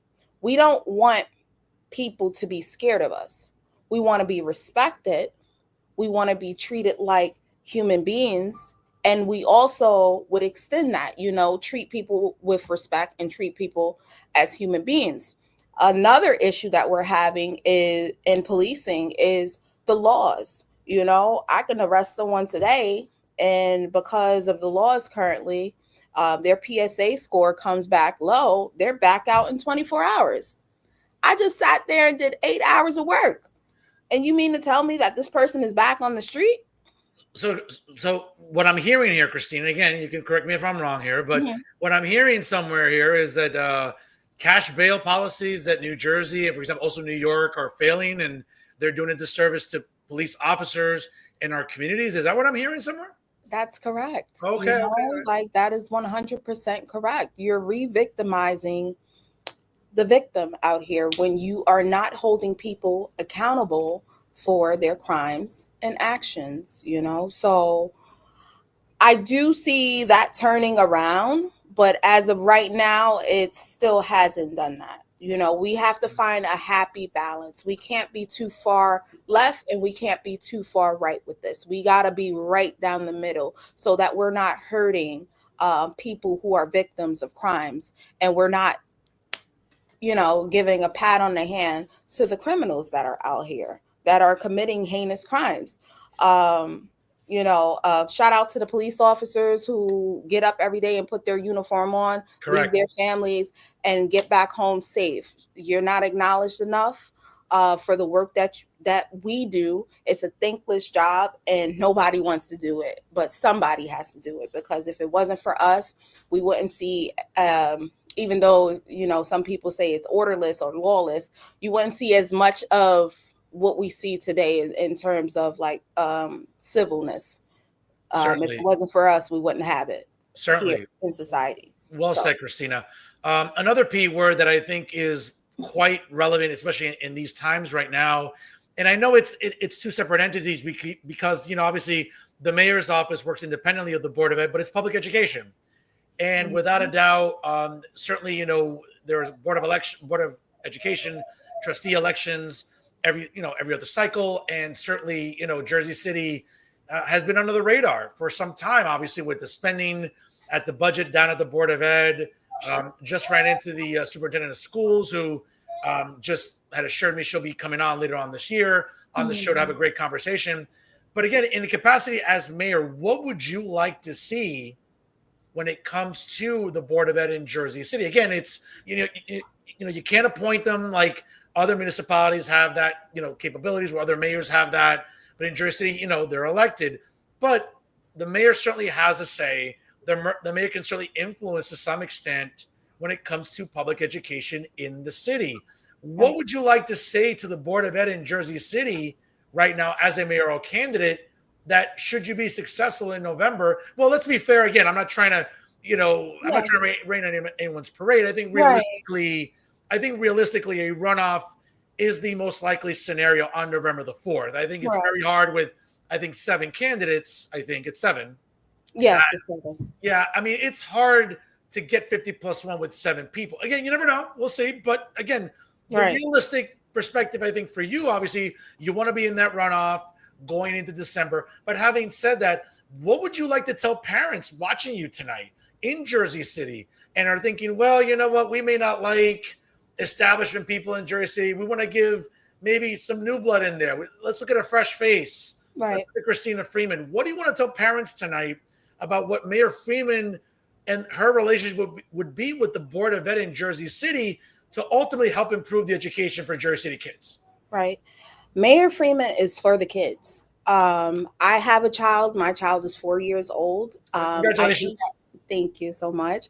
I think that education is very important, and our children deserve the very best education possible. In terms of the Board of Ed, I understand that there's areas in which they're lacking. I came across a photo from the other day that I saw online where there was literally a hole in one of the floors of the classrooms at one of these schools here in Jersey City. That's unacceptable. I want the children to be able to go to school in a safe setting, somewhere where they can learn, somewhere where they can actually be safe. As a city mayor, as a mayor of Jersey City, I intend to support the public schools and however I can support them. In addition to that, I would love for the public schools to consider opening up their doors after hours so that the youth can have some place to have recreation and just somewhere safe to be, opposed to being out on the street. So for the parents, Freeman is for the children. I'm 100% in support of helping the Board of Education here within Jersey City to thrive so that we can have successful youth in our community.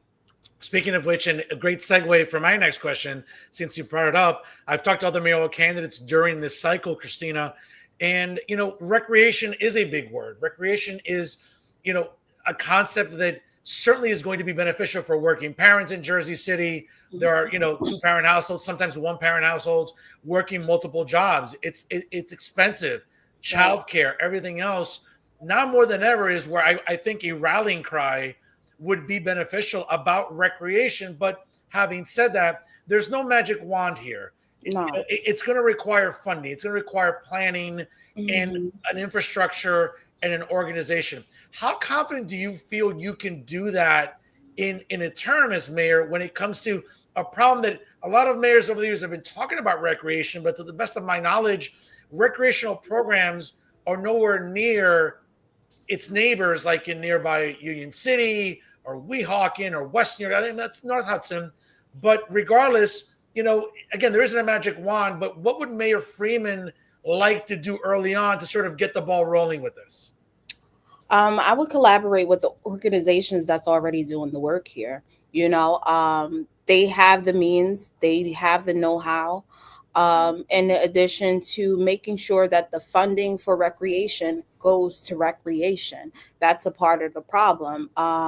Money is not being allocated to that area, and so this is why we see the lack.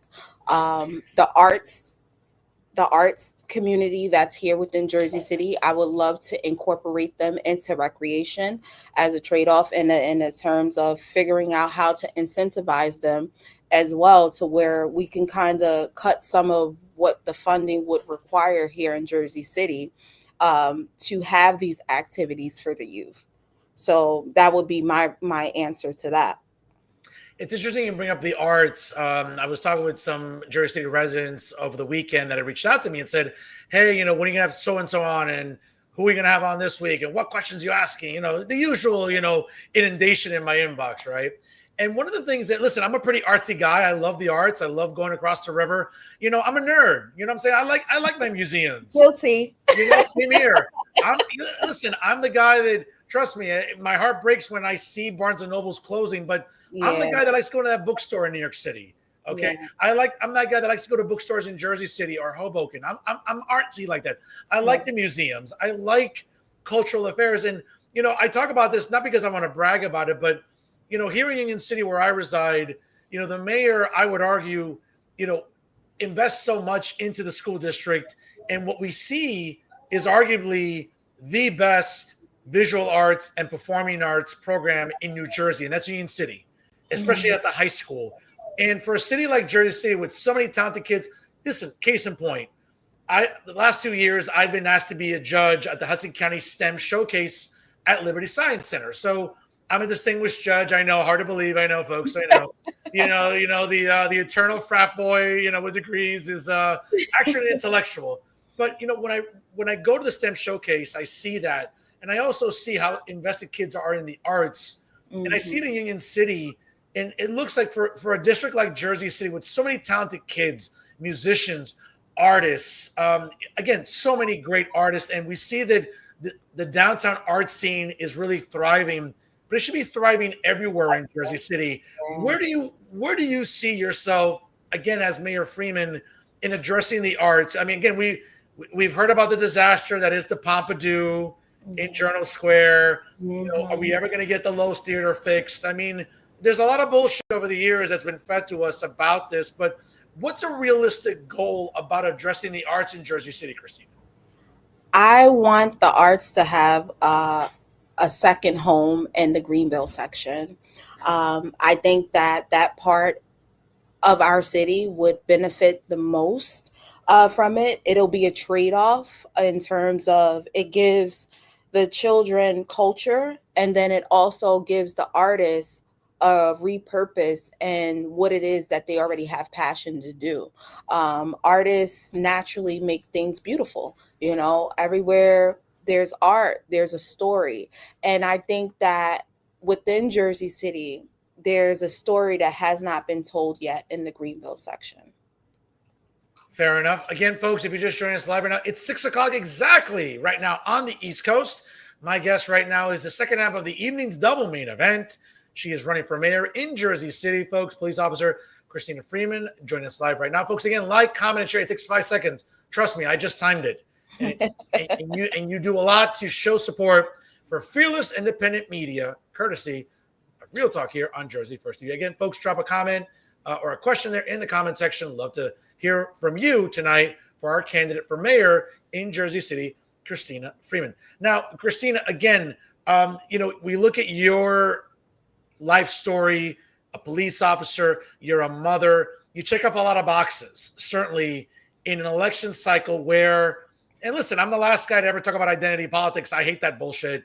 But people keep telling me, hey, there's certain guys running for mayor, some are establishment people. It's the same white guys running. Let's get some new flavor. Let's get some new blood. Do you feel you have that working for you, again, as a woman of color, as a mom, as a public servant? Do you feel that checking off these boxes is resonating with people that, as you're going door to door, as you're going to food festivals and gatherings and meet and greets, do you see that resonating with residents as you're talking with them?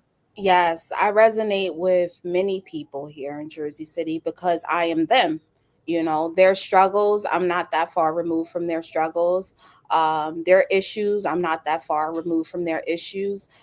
Based upon in my profession, I deal with a lot of different things, hands-on, front and center. I'm actually on the ground. I'm not from above. So that's what makes me unique amongst by running amongst the people. So it's like I'm running amongst them. So I'm one of them. So it's like almost like the people's choice in terms of, oh, wow, I can see me in her, no matter, what the color, sex, or gender. So it's just like they want me to win. They want me to win. And they know that, or they can feel rather that I'm genuine in my efforts. One thing that people who really know me know that if I say I'm gonna do it, I'm gonna do it. My colleagues will tell you that about me as well. I don't back down. I mean what I say, and I work really hard. I work really hard to attain a lot of the things that I have. And, given this position to become mayor, I'm working with the people, I'm working with the people. I'm working for the people. I'm listening to them. I have a really good idea of what the people of Jersey City need, and it doesn't matter what part of the city they're in. Everyone's having the same issue. Christina, I like that moniker, the people's choice. I mean, are you watching my show? You know what I'm saying? Let me find out. I was like, hold on one second. Because I always talk about I'm the people's voice and the people's choice here. What's going on here? I mean, good stuff there. Good stuff. Yeah. But no, but listen, well said there. And I think that your story resonates with a lot of people. Yes. Because it is very grassroots. And I think at the end of the day, listen, I ran for state assembly many, many years ago. I understand the importance of a grassroots campaign, not relying on big donors, right? Not relying on developers, right? Mm-hmm. And even though it's a municipal race, it's a nonpartisan race, people tend to sort of, unfortunately, politicize these municipal elections, right? Where, mm-hmm. yes, I mean, ultimately, it's really just a bunch of Democrats running against each other. But I would argue that I think in a race like Jersey City, it's not about Republican or Democrat mm-hmm. or conservatives like myself or progressives or liberals or, vote blue no matter who, regardless of that. I think at this local level, we're seeing that it's more about, hey, what issues are resonating with people at the local level? Again, I say this all the time. All this bullshit about pronouns and all this woke nonsense, people care about the garbage getting picked up. People care about, hey, when it snows, and hopefully it doesn't snow too much this upcoming winter, we want to make sure that our streets are plowed. We want to make sure that, hey, that there are services for our seniors, that our kids are getting good after school programs, that maybe, the new mayor is going to work with the Board of Ed to help teachers maybe get a better starting salary, to work with police to get police officers a better starting salary. Like it's these meat and potato issues that I think matter at the local level. And I think that listen, I don't want to name anybody names, but it seems like some candidates are out there sort of like, well, let's go with what's progressive and, let's make sure that we focus on identity and social justice and woke, wokeism and all this bullshit that, I don't care about that. And I think a lot of Jersey residents don't care either. Are you getting that sense when it comes to you about everyday issues? It's all those things are important. Sure, fair enough. However, the things that we experience on a daily basis are just as important. Those things are issues that we are confronted with every day of our life. So people want a candidate that understands what is going on out here and what is really going on. What is the everyday person experiencing, regardless of those things. At the core of the issues here in Jersey City, again, it's all the same. Everyone is, hey, it may seem like very, very a very light issue like potholes, that's important to people, access to transit, that's important to people.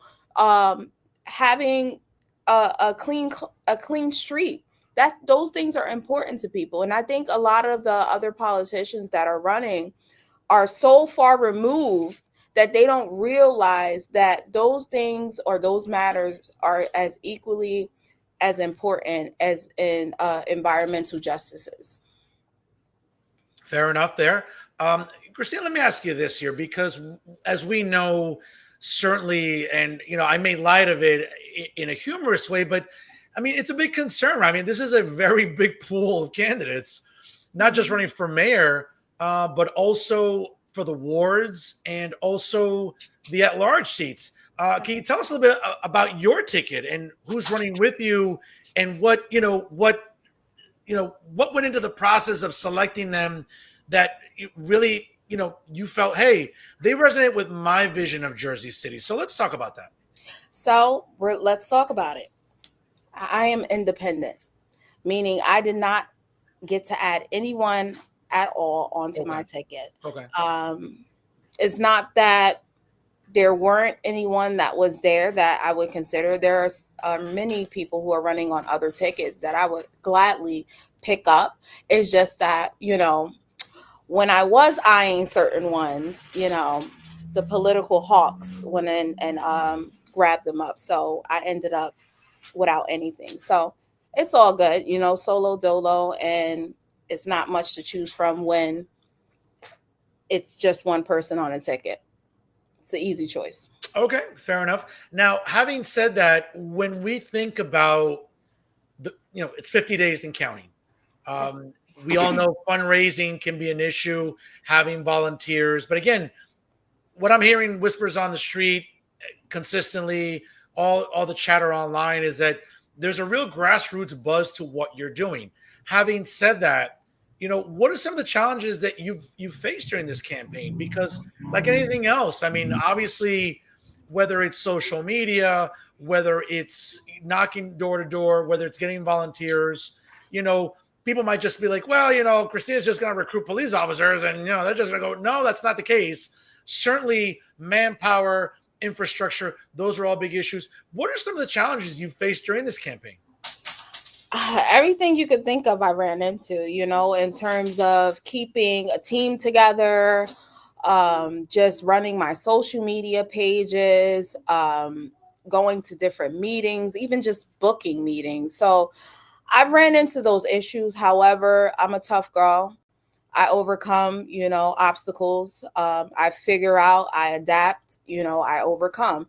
So in terms of this campaign being grassroots, I'm truly a grassroots movement. I understand that I can't do it all by myself. However, I can't make things go or force things to go a certain way, especially when they're not going in the way that I may have envisioned them to go. So one of my best strengths in this campaign is word of mouth and just being able to resonate with people and, automatically being that real recognized real. I'm a real person. So automatically when I come into encounter someone or, tell someone that I'm running for mayor, and then I give them the rundown about, as to what gave me the drive to even want to step into this arena, I gauge them, automatically they take a liking to me, and hopefully that can carry over to where they can tell someone else about me, or even, even better for them to go ahead and hit that button on election day. That's the biggest goal of mine. If nothing else from this, big if I do not become mayor, come this November 4th, and or don't make it into the runoff, it's okay, because I'm still accessible. I'm still here for the people. I've always been here. It's just that nobody knew who I was, because if they go back and look at, different pictures and different articles and talk to certain people, they'll realize that I was there the whole time. I just wasn't too far removed. When we think about, again, 50 days and counting, and we think about, certainly there's the opportunity to talk to other candidates. Do you have any forums coming up, or any meet and greets that our viewers tonight should be made aware of when it comes to your candidacy with 50 days to go? Well, I have a few forums coming up. As a matter of fact, there's one that's coming up on the 19th, and there's one that's coming up on the 18th. I'll post them onto my social media pages, Freeman2025.vote. I am on just about every platform. But on the 18th and the 19th, I think the 18th, we're going to be addressing the food disparities. And then on the 19th is going to be town hall, which is going to be located on Linden Avenue here in Jersey City. Okay, well, listen, that's great news to hear. Obviously, as your campaign is moving along here with 50 days to go, Christina, I know you've had a long day, and I appreciate your time. But it's not over yet. Before I let you go, what I like to do with new guests on the show, especially with candidates, we've gotten to know Christina Freeman, the candidate for mayor in Jersey City. We've gotten to know Christina Freeman, the mom. We've gotten to know Christina Freeman, the police officer. Let's just know Christina, the girl. The regular girl from Jersey City. So a little lightning round here, a little word association. Tell me what comes right off the top of your head here as we do a little lightning round and we get to know Christina Freeman. Folks, again, if you just joined us live right now, like, comment, and share tonight's episode as Christina Freeman, Jersey City mayoral candidate, joins us live right now here on the second half of tonight's double main event of Real Talk here on Jersey First TV. Again, folks, like, comment, and share. Show your support for fearless independent media, courtesy of Real Talk here on Jersey First TV. All right, Christina, let's go here. Lightning round begins now. Favorite MLB team? Baseball, who do you like? I don't watch sports. Oh, you don't watch sports at all? Okay. Well, I'm a nerd. Okay, fair. All right. Let's get into some nerdy topics then, because I'm a big sports guy, but we can don't get too nerdy. No, it's all good. It's all good. Favorite book you've read recently? The Universe Has Your Back. Don't ask me the author's name, but it's called The Universe Has Your Back. Okay, and what stood out about this book for you? It just keeps me going and inspires me. It lets me know that everything is going exactly how it should in this point in time. Everyone that is coming into your space is meant to either help you or teach you. Okay, fair enough. I'm really going to pick your little creative brain right now. Yeah. After a long day, when I'm coming home or I'm just doing work at home, I put on my YouTube. I sometimes put on my Spotify. Sometimes I put on my SoundCloud. And, I grew up with a lot of different musical tastes. I grew up with everything from heavy metal to R&B to rap to hip hop to pop. A little lightning round here. On a regular day, Whitney or Mariah? Whitney. Okay. Favorite Whitney song? I Believe the Children Are the Future. That's amazing. That's great. Mm-hmm. That's a great song. Yeah. Growing up, now I know there's a disparity with age here between you and I. I'm an old man compared to you, so I might drop some names here for you when it comes to my musical taste. But growing up, love listening to hip hop, R&B. I grew up with DJ Easy Rock and Rob Bass. Grew up listening to NWA, Run DMC, certainly solo artists. But, I was having this argument the other day where someone had the audacity to say to me that Drake was better than Biggie Smalls. I had to check him. That's crazy. That's crazy work right there. They had to be super young. Well, super something maybe. Maybe impaired. That's one word to use, What? obviously, right? You can't. They're not even in the same category. No, they're certainly not. Yeah. Favorite movie, present or growing up? I like Orange County with Jack Black Okay, interesting. and Step Brothers with Will Ferrell and what's the other one's name? You know what? I remember you mentioned. Okay. I'm a comedy girl. Like I love me a good comedy. Okay, listen, not the biggest Will Ferrell guy, but I No. love Anchorman. Being a broadcast journalist, I can appreciate the antics by Ron Burgundy. I gotta tell you, I love comedy as well, but you know, I'm a boy. I grew up on comic books. You know, I love the comic book movies, you know, from Batman to the Marvel universe and everything else. Right. Favorite cartoon growing up? Oh, that's a tough one. I like Sylvester and Tweety Bird. Okay, so you grew up on Looney Tunes, Warner Brothers, Yeah, right? Okay. that was my thing. Like I'm like right in the middle in terms of like that age. Like I was like with the retro slash Sure. the new era of technology. So I'm like I still have a bit of the best of both worlds. I remember cassettes. You know what? It's interesting. As a Dallas Cowboy fan, I have to watch Super Bowl highlights on video cassette. Yeah, I remember that. That's how long it's been for 30 years for me. Okay, I have to watch Favorite Super Bowl movie, highlights. Lion King. I got to find a VCR to put those tapes in to watch the Cowboys in the Super Bowl. Right. But listen, I'm with you. I grew up loving Transformer. Again, I'm a boy, so Transformers, GI Joe, Thundercats. Thundercats. Listen, Muppet Babies. The Muppets. Certainly, I love the Muppets. Heathcliff.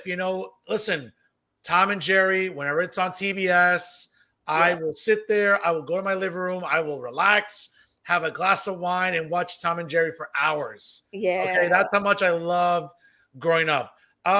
Favorite library or bookstore you visited recently or in the past?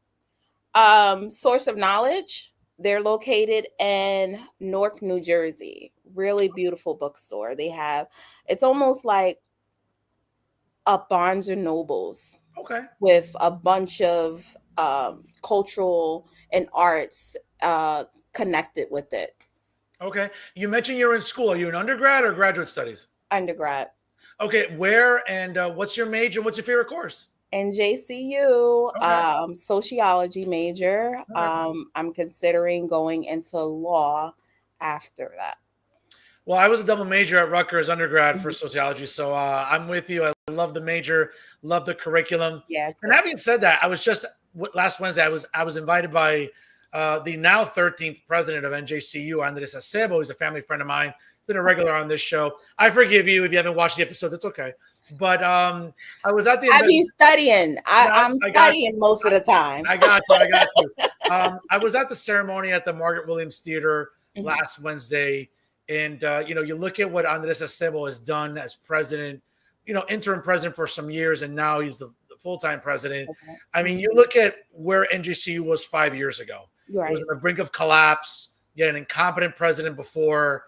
You had local media not holding her accountable. And guess what? Andres Acebo stepped into this role, and it was a challenge. But look what's happened since then. His leadership has been amazing. We've seen an expansion of academics at New Jersey State University. We'll be seeing a merger in 2027 with King University. Yes. I mean, the future looks bright at NJCU. For a student like you right now at the campus itself, what stands out about President Acebo and just what you've seen as improvements at NJCU? I like how he incorporates the students into like every aspect of the school. We get a lot of say-so in terms of the decision making. NJCU, you can say it's almost student ran. So that's one of the things that I love is empowering the young adults on campus to get involved and, start something or be a part of something. Listen, it's a great institution. My ex-wife graduated from there. And when she had my last name, again, not to get her in trouble, but let's just say that when I saw a master's degree with my last name on it, Let's just say that these gray hairs didn't come from that just come out of the blue here. I think Oh my help with goodness. homework. I'll leave it at that. So, I think that degree is as much mine as anybody else's. I'll leave it at that. Oh my Christina, goodness. last one here. Yes. Certainly, you're running for office. Politics clearly is in your blood. You're interested in it. You have a passion for it. Favorite American president and why? I can't say I have a favorite one. Okay. I don't think I have a favorite. I don't think I have a favorite one. Okay, fair enough. Mine's Ronald Reagan. As a conservative, I mean, that shouldn't surprise Yeah, anybody. I can't say I have a favorite one. you know? Okay. Okay, interesting. Again, before I let you go, let me hear all your handles, links, websites for your campaign. Website www.freeman2025.vote. You can find me on Facebook, Christina Freeman. That's ChristianaFreeman. Twitter, you can find me as Christina Freeman as well. Instagram and TikTok, it will be Freeman 2025. Vote. All right, well, Christina, again, was it so bad? Are conservatives, are you okay? No, you know You what? made it. You survived, right? But in all fairness, listen, I call balls and strikes on this show as fair as anybody. I want to have conversations. Yeah. And in a time where, I mean, again, civil debate and public discourse is so important. I mean, I think we've learned that in the last week. Right. We have to talk to each other. We Of have to be able course. to have conversations, even with people we disagree with. Right. But have We them can in a way where, disagree and to listen, disagree. I'll be very honest. There are plenty of people locally that don't like me. I would never wish harm on them. I would never wish death on anyone that disagrees Right. with me. I mean, would I wish diarrhea on them? Maybe for an hour, maybe for an hour. But I would never wish serious physical permanent harm on anyone. No. We have to get No. back to that level of civility. And I Yeah. appreciate coming on. I appreciate, I'm certainly rooting for you. Thank you. You're a great grassroots campaign. I've really enjoyed our conversation here for almost an hour on the program. And I think, again, for our viewers that are looking for options on November the 4th coming up, Yes. I think you have one in Jersey City, folks. Again, check out Christina Freeman for mayor in Jersey City. 50 days to go. Again, you have options, folks. Look Yes. at the campaigns. Look at the Christina Freeman. Christina, I'll give you the last word here tonight on Real Talk. Follow Real Talk. Oh, that's really great. I wasn't expecting that. And vote for Freeman. All right. Well, listen, again, Christina, best of luck to you. Certainly stay safe out there as a police officer. You're doing a great job as a mom. You're doing a great job as a candidate. Listen, best of luck to you. We'll talk to you again soon on the campaign trail. And thank you for joining us here on Real Talk on Jersey First. Thank you for having me. Take care now. Bye-bye. Folks, good stuff there. Christina Freeman running for mayor in Jersey City. Again, you saw her handles there. Check it out. Google her, of course, if you're interested in donating your time, any disposable income, do that. And check out Christina Freeman for mayor in Jersey City in 2025. Folks, it's 6:23 here on the East Coast. It's been a busy program, folks, here for sure on this here as we're approaching 6:20 here on the East Coast. Folks, again, I can't say enough about what difference it makes when you tune in to fearless independent media. That's what you have here every single Monday night, courtesy of Jersey First TV. Again, great conversations tonight with Belleville Mayor Michael Melham to start the double main event. And, of course, to close out the double main event, Christina Freeman running for mayor in Jersey City. Again, folks, 50 days and counting. Elections all over the place, folks. Gubernatorial election, legislative elections, and we have a lot of important municipal elections here in Hudson County. Of course, as I mentioned at the start of the program, certainly mayoral races in Kearney, Guttenberg, Secaucus, and Hoboken, and, of course, in Hudson County's largest city, Jersey City. Folks, again, it's that time of the program. I know it's what you've been waiting for. It's time for final thoughts. And, folks, I talk about this regularly on this show, and there is no shortage of clowns doing us a disservice here in New Jersey in many different arenas, whether it's in establishment media, whether it's in academia, whether it's in activism or advocacy. Folks, there is no shortage of useless humans in New Jersey. As you can see behind me, I've been picking on these clowns since last year because it seems like they haven't learned their lesson since last November. I take your pick, folks. Okay, you have Antoinette Miles with the New Jersey Working Families Party. You have low testosterone soy boys like Joe Amaditis over there at Woke State University in Montclair. You have propagandists masquerading as journalists. You all know, Alan Steinberg, who, let's be honest, isn't awake at 6:30 in the evening, so he's probably watching the replay. John Van Vliet over at Insider NJ along with Alan Steinberg. You have useless humans like Bob Medina and his wife, Patty Medina. I mean, if there are two people so desperate for a job during this election cycle, it's them. Or other useless government employees that are activists in their own right, whether it's Laura Bustamante or Maria Rodriguez-Gregg, or other insufferable activists and cat ladies like Amy Torres, or other useless journalists like Charles Stile and Matt Freeman. Folks, check out Matt Freeman's Twitter. Have you ever seen a grown man in his late 50s that literally ejaculates in his pants about marijuana? I mean, for the few times in a week that this guy actually does work, when he's not working, he's just posting about marijuana plants in his backyard. Folks, I mean, really? I mean, is this normal for a grown man to blow a load in his pants about marijuana the way Matt Freeman does? And I get it, the only pussy in the house that could care to be near him are his cats. I mean, I doubt it's his wife. I mean, if his wife is smart, she's just probably working overtime at the bookstore. Or other propagandists masquerading as journalists. We all know.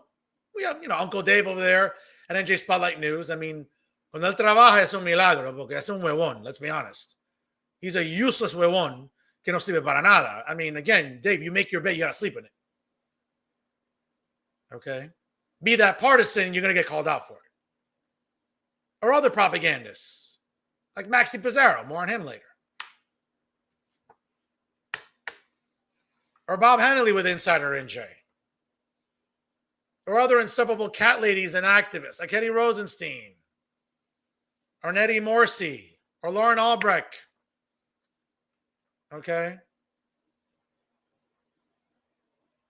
Or useless public officials like Phil Cohen and Joe Quintero, Ravi Bala, Emily Jabor. As Hoboken continues to get inundated with water and it's infested with rats. No, not the employees at City Hall on Washington Street, but, the rats, the actual rodents that are causing a public health hazard in Hoboken for seniors and children. But folks, what's interesting during this election cycle, it seems like many on the left and all these idiots behind me didn't learn their lesson last November. Well, what happens with history, folks? You're doomed to repeat it if you don't read up on it. And it seems like we're seeing that here in New Jersey during this election cycle. So when we talk about useless journalists, we talk about Chucky, Uncle Charles, Charles Stile, with the Bergen Record and NorthJersey.com. And yes, folks, as you can see, this photogenic human. Folks, can you imagine being married to this? Who is the poor woman that married this? I mean, really? I mean, folks, if the moniker ever existed that there's somebody for everybody, trust me, folks, it's got to be Charles Stile. I can't imagine waking up next to this for 20, 30, 40 years. My God. But on a serious note, what makes Chucky insufferable is it seems like Chucky hasn't learned his lesson since last November, but he'll persist with his Trump derangement syndrome, and he'll persist with his, I guess, awful takes on his columns, which, by the way, folks, I mean, you have to pay for them because they're behind a paywall at NorthJersey.com. Now, I wouldn't spend a nickel for the bullshit that Charles Stile peddles, but let me just give you a perspective about how tone deaf he is during this election cycle. Of course, Chucky thinks he's doing a public service by talking about the first wave of introductory ads in the New Jersey governor's race underscores each candidate's anxiety about the November 5th contest. No, Chuck, there's no anxiety by Jack Ciattarelli. Jack Ciattarelli has outlined exactly what's wrong with New Jersey. Stuff that you have failed to write about because you don't do shit when it comes to raising awareness. Chucky, the reason your property taxes are high, as are mine and others throughout the state, is not because of Donald Trump. It's because of irresponsible fiscal management in Trenton for over 20 years. But you think Chucky would talk about it? Of course not. Chucky would rather talk about, the threats of Donald Trump to democracy and how the growing threat of fascism, right? Like this sort of polarizing rhetoric, right? By one side of the political aisle. See what I'm getting at, folks? You can thank Chucky Style for that. Along with the others I just mentioned in that collage of idiots back behind me. But here's an ad, folks, and again, I talked about it with Michael Melham earlier during the show. It bears repeating. You know what really helped Donald Trump last November or going into November? During football Sundays, during Sunday Fun Day for the NFL, you saw that one ad that played consistently. Kamala Harris is for they, them. Donald Trump is for you. Folks, that resonated with people across all ethnic demographics. Blacks, whites, Hispanics, working class, working poor, single moms, single dads, college-educated women. Okay? He reminded us that in a country that had a shitty economy under Joe Biden and Kamala Harris, that Democrats at the national level were more concerned with coddling mentally ill people, trans people, Chuck, because at least I have the spine to say it out loud, because that's what they are. They're mentally ill. But no, you'd rather coddle the alphabet mob. That's fine. You can do that. I won't, because I'm a real journalist. We're not the same. But if there's an ad that best encapsulates Jack Chiarelli's message, is the one that we saw just yesterday during NFL Sunday Fun Day, when during the New York Giants Dallas Cowboy game, and nice win by my Dallas Cowboys in overtime. But on a serious note, in the New York market, what ad did I see? Not once, not twice, not three times, but 4 times during the Giants Cowboy game, and also was played repeatedly during the 425 game, in which the Philadelphia Eagles were playing the Kansas City Chiefs. Guess what, folks? In South Jersey, I know friends of mine that saw this ad repeatedly. This is all Jack has to run for the next 50 days. Because just as we saw word salads with Kamala Harris going into last November, we're seeing word salads with Rebecca Sherrill. Don't believe me? All right. Take a look for yourself. Could pass one piece of legislation, what would it be? Wow, I would love, that's a really good question because there's so many that are coming to mind right now. But right now, I would love at this point to pass legislation to What? as a What? You're kidding me, right? You want to be governor and you can't answer that question? We have skyrocketing electric bills in a state people can't afford. We need to fix New Jersey. I will. Folks, that's a simple ad. That's all Jack Chiarelli has to run during this election cycle. That's it. So this bullshit article by Chucky Style, which you have to pay for, which again, folks, it's not even worth a nickel. So save your data, save your money, and invest in something more productive than NorthJersey.com or the Bergen Record. But again, folks, this is the typical shitty journalism that you can come to expect from Charles Style in a climate where we are suffocating here in New Jersey with property taxes, with illegals running rampant, with the budget getting larger and chunkier than Charles Style himself. It would seem that Charles Style would want to write about these issues. No, what he's done for the last 4, 8 years, even longer, has been bitching and moaning about Donald Trump and about conservatives. Never once holding the powerful accountable in Trenton. He'll write an article here and there. Oh, yeah, property taxes are high. No shit, Charles. No effing shit. Can you do a little bit of a better job? I know you're a lazy mother effer. I get it. You're 90-something years old. You're lazy at this age of your life. I get it. Folks, we'll all get there. We'll all get old. I get it. But my God, Chuck, be a little productive in your remaining years. This is what makes, folks, the establishment media in New Jersey insufferable. Cherry picking what you want to cover. No, Chuck, what you should do is take that ad I just played. See, again, I'm tired of doing your job for you. We should take that ad and just say, hey, this one's a winner. This is the one that, quite frankly, is going to get Jack Chiarelli across the finish line. Don't believe me? Let's watch it again. could pass one piece of legislation, what would it be? Wow, I would love, that's a really good question because there's so many that are coming to mind right now. But right now, I would love at this point to pass legislation to, as a... You're kidding me, right? You want to be governor and you can't answer that question? We have skyrocketing electric bills in a state people can't afford. We need to fix New Jersey. I will. Jesus Christ. I mean, it's like, it's like watching Laura Bustamante or Lauren Albright at a food court trying to decide, what should I order to eat? I mean, Jesus Christ. It's scary.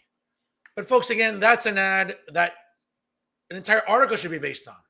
But of course, that's too much to ask for when it comes to Uncle Chucky, another useless journalist in the establishment media here in New Jersey. Speaking of useless, oh yes, folks, Maxi Pizarro, perhaps the king of useless in establishment media, once again, peddling water for the Cheryl campaign. Now, here's what's interesting, folks, right? How objective is Insider NJ as a news site? Very much like NJ.com, where we know the owner is a blatant Cheryl fundraiser. We all know the Graham family, when it comes to Insider NJ, are also Cheryl fundraisers. So, folks, how exactly can we look at Insider NJ to be a credible source of news? Newsflash, spoiler alert, they stopped being a credible source of news years ago. But it seems like Maxi Pizarro and the staff at Insider NJ want you to believe that somehow Jack Ciattarelli and MAGA allies, or however they want to demonize those on the right or conservatives, are somehow ganging up on Rebecca Cheryl, excuse me. They're being disingenuous in their plugs when it comes to this campaign season. Folks, again, it's a reminder. You can't trust the establishment media. They show themselves consistently and day after. Now, are there some good journalists out there in New Jersey media, like sort of print, meat and potatoes media? Absolutely. I say it all the time. Folks, you want real news. You want good news. You want credible, thoughtful, detailed reporting and journalism. Folks, there's plenty of great news sites to rely on. You have the Hudson County View with John Hines. You have the Jersey City Times with Aaron Morrill. Okay? You have the Edison Reporter with Keith Hahn. You have New Brunswick Today with Charlie Cradaville. You have HUDpost with James De Los Santos.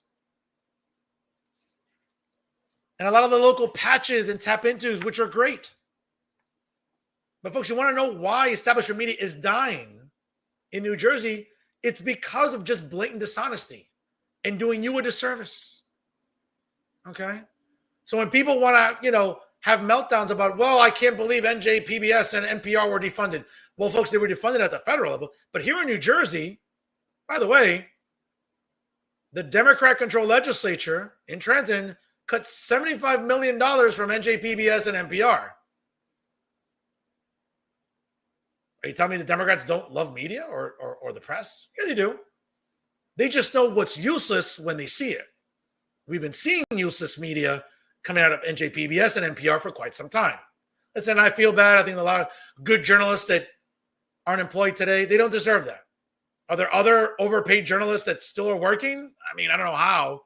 NJ Spotlight News was smart. I mean, they would cut some dead weight there, but, I'm not running NJ Spotlight News, much to the chagrin of anybody. Again, folks, when we look at dishonest media, goes rely on Insider NJ. Because in a time when, once again, property taxes are the highest in the country, the gas tax is at 49 cents a gallon, which, by the way, is fourth highest in the United States behind California, New York, and Pennsylvania. When tolls went up again on the Parkway and the Turnpike. These are real issues. These are kitchen table issues that matter to every New Jerseyans. No, folks, Max Pizarro would rather blow a load in his pants about his delusions about Donald Trump. John Van Vliet would rather write useless bullshit columns. Bob Hennelly would engage in the same. Alan Steinberg would rather have you listen to his boring podcast, Dynamic Political Centrism, with 10 people that watch it or listen to it, No, Alan, your family and your girlfriend don't count as real traffic, and you have to get real people to watch your show. But folks, this is the blatant, dishonest journalism you come to expect at Insider NJ. You would think they learned from last November. Spoiler alert, they haven't. Speaking about dishonesty at Insider NJ, yes, folks, of course, you can always rely on Jay Lassiter. I know I couldn't get a better picture, but yes, trust me, folks, that's Jay Lassiter. Not sure if you can make him out from that picture. I know he has some in his mouth. But then again, when doesn't Jay Lassiter have something in his mouth? That's probably a topic for another day. But here's more blatant dishonesty by Jay Lassiter. And you would think for a guy that was rooting for Steve Fulop during the primary, you can't spell Fulop without an L. Can't spell Lassiter without an L either, like last November and this June. Newsflash, you won't be able to spell Lassiter without an L this November as well. But here's some of the blatant dishonesty that Insider NJ either, I don't know, subcontracts or freelances to. But just when Jack Ciarelli is talking about real issues, like public safety, making sure that ICE can do their jobs in New Jersey to round up criminal illegals, or support parental rights, empowering parents, which, by the way, the Supreme Court did that this summer with their recent decision.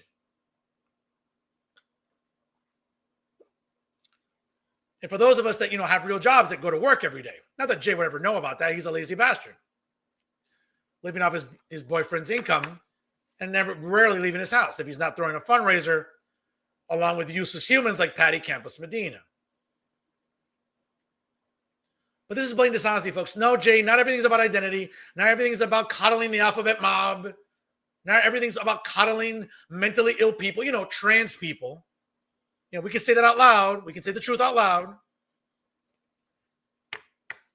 But no, Jay would rather focus on identity instead of the real meat and potato issues during this election season. I mean, what does he care? Does Jay own properties? Of course not.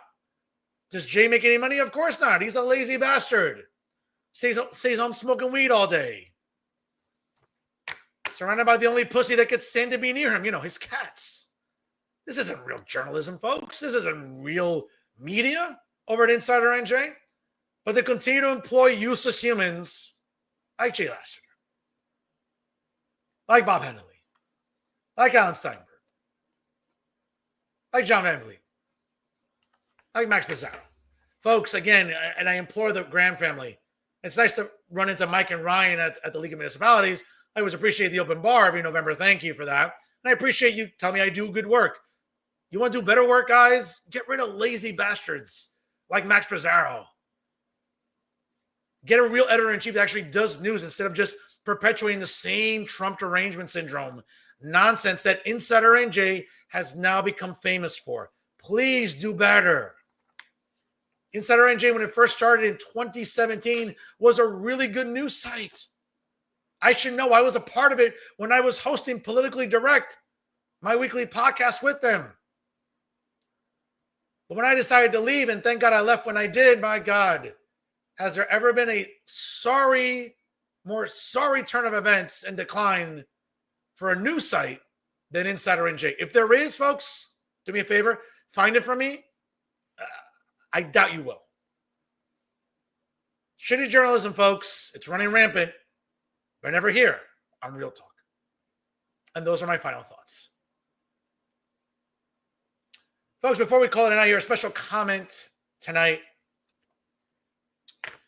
And I want to pay homage and respect and offer my prayers to Charlie Kirk and his family, his beautiful wife, Erica, his two beautiful kids who unfortunately will never get to see their dad. As last Wednesday, Charlie Kirk was tragically murdered on the campus of Utah Valley University in his campus tour that he does with Turning Points USA. It's a horrible visual. And I remember sitting at NJCU inside the Margaret Williams Theater during the investiture of Andres Acebo at NJCU as its 13th president. And I can never unsee that awful image of Charlie Kirk losing his life at the hands of a reckless 22-year-old with a rifle.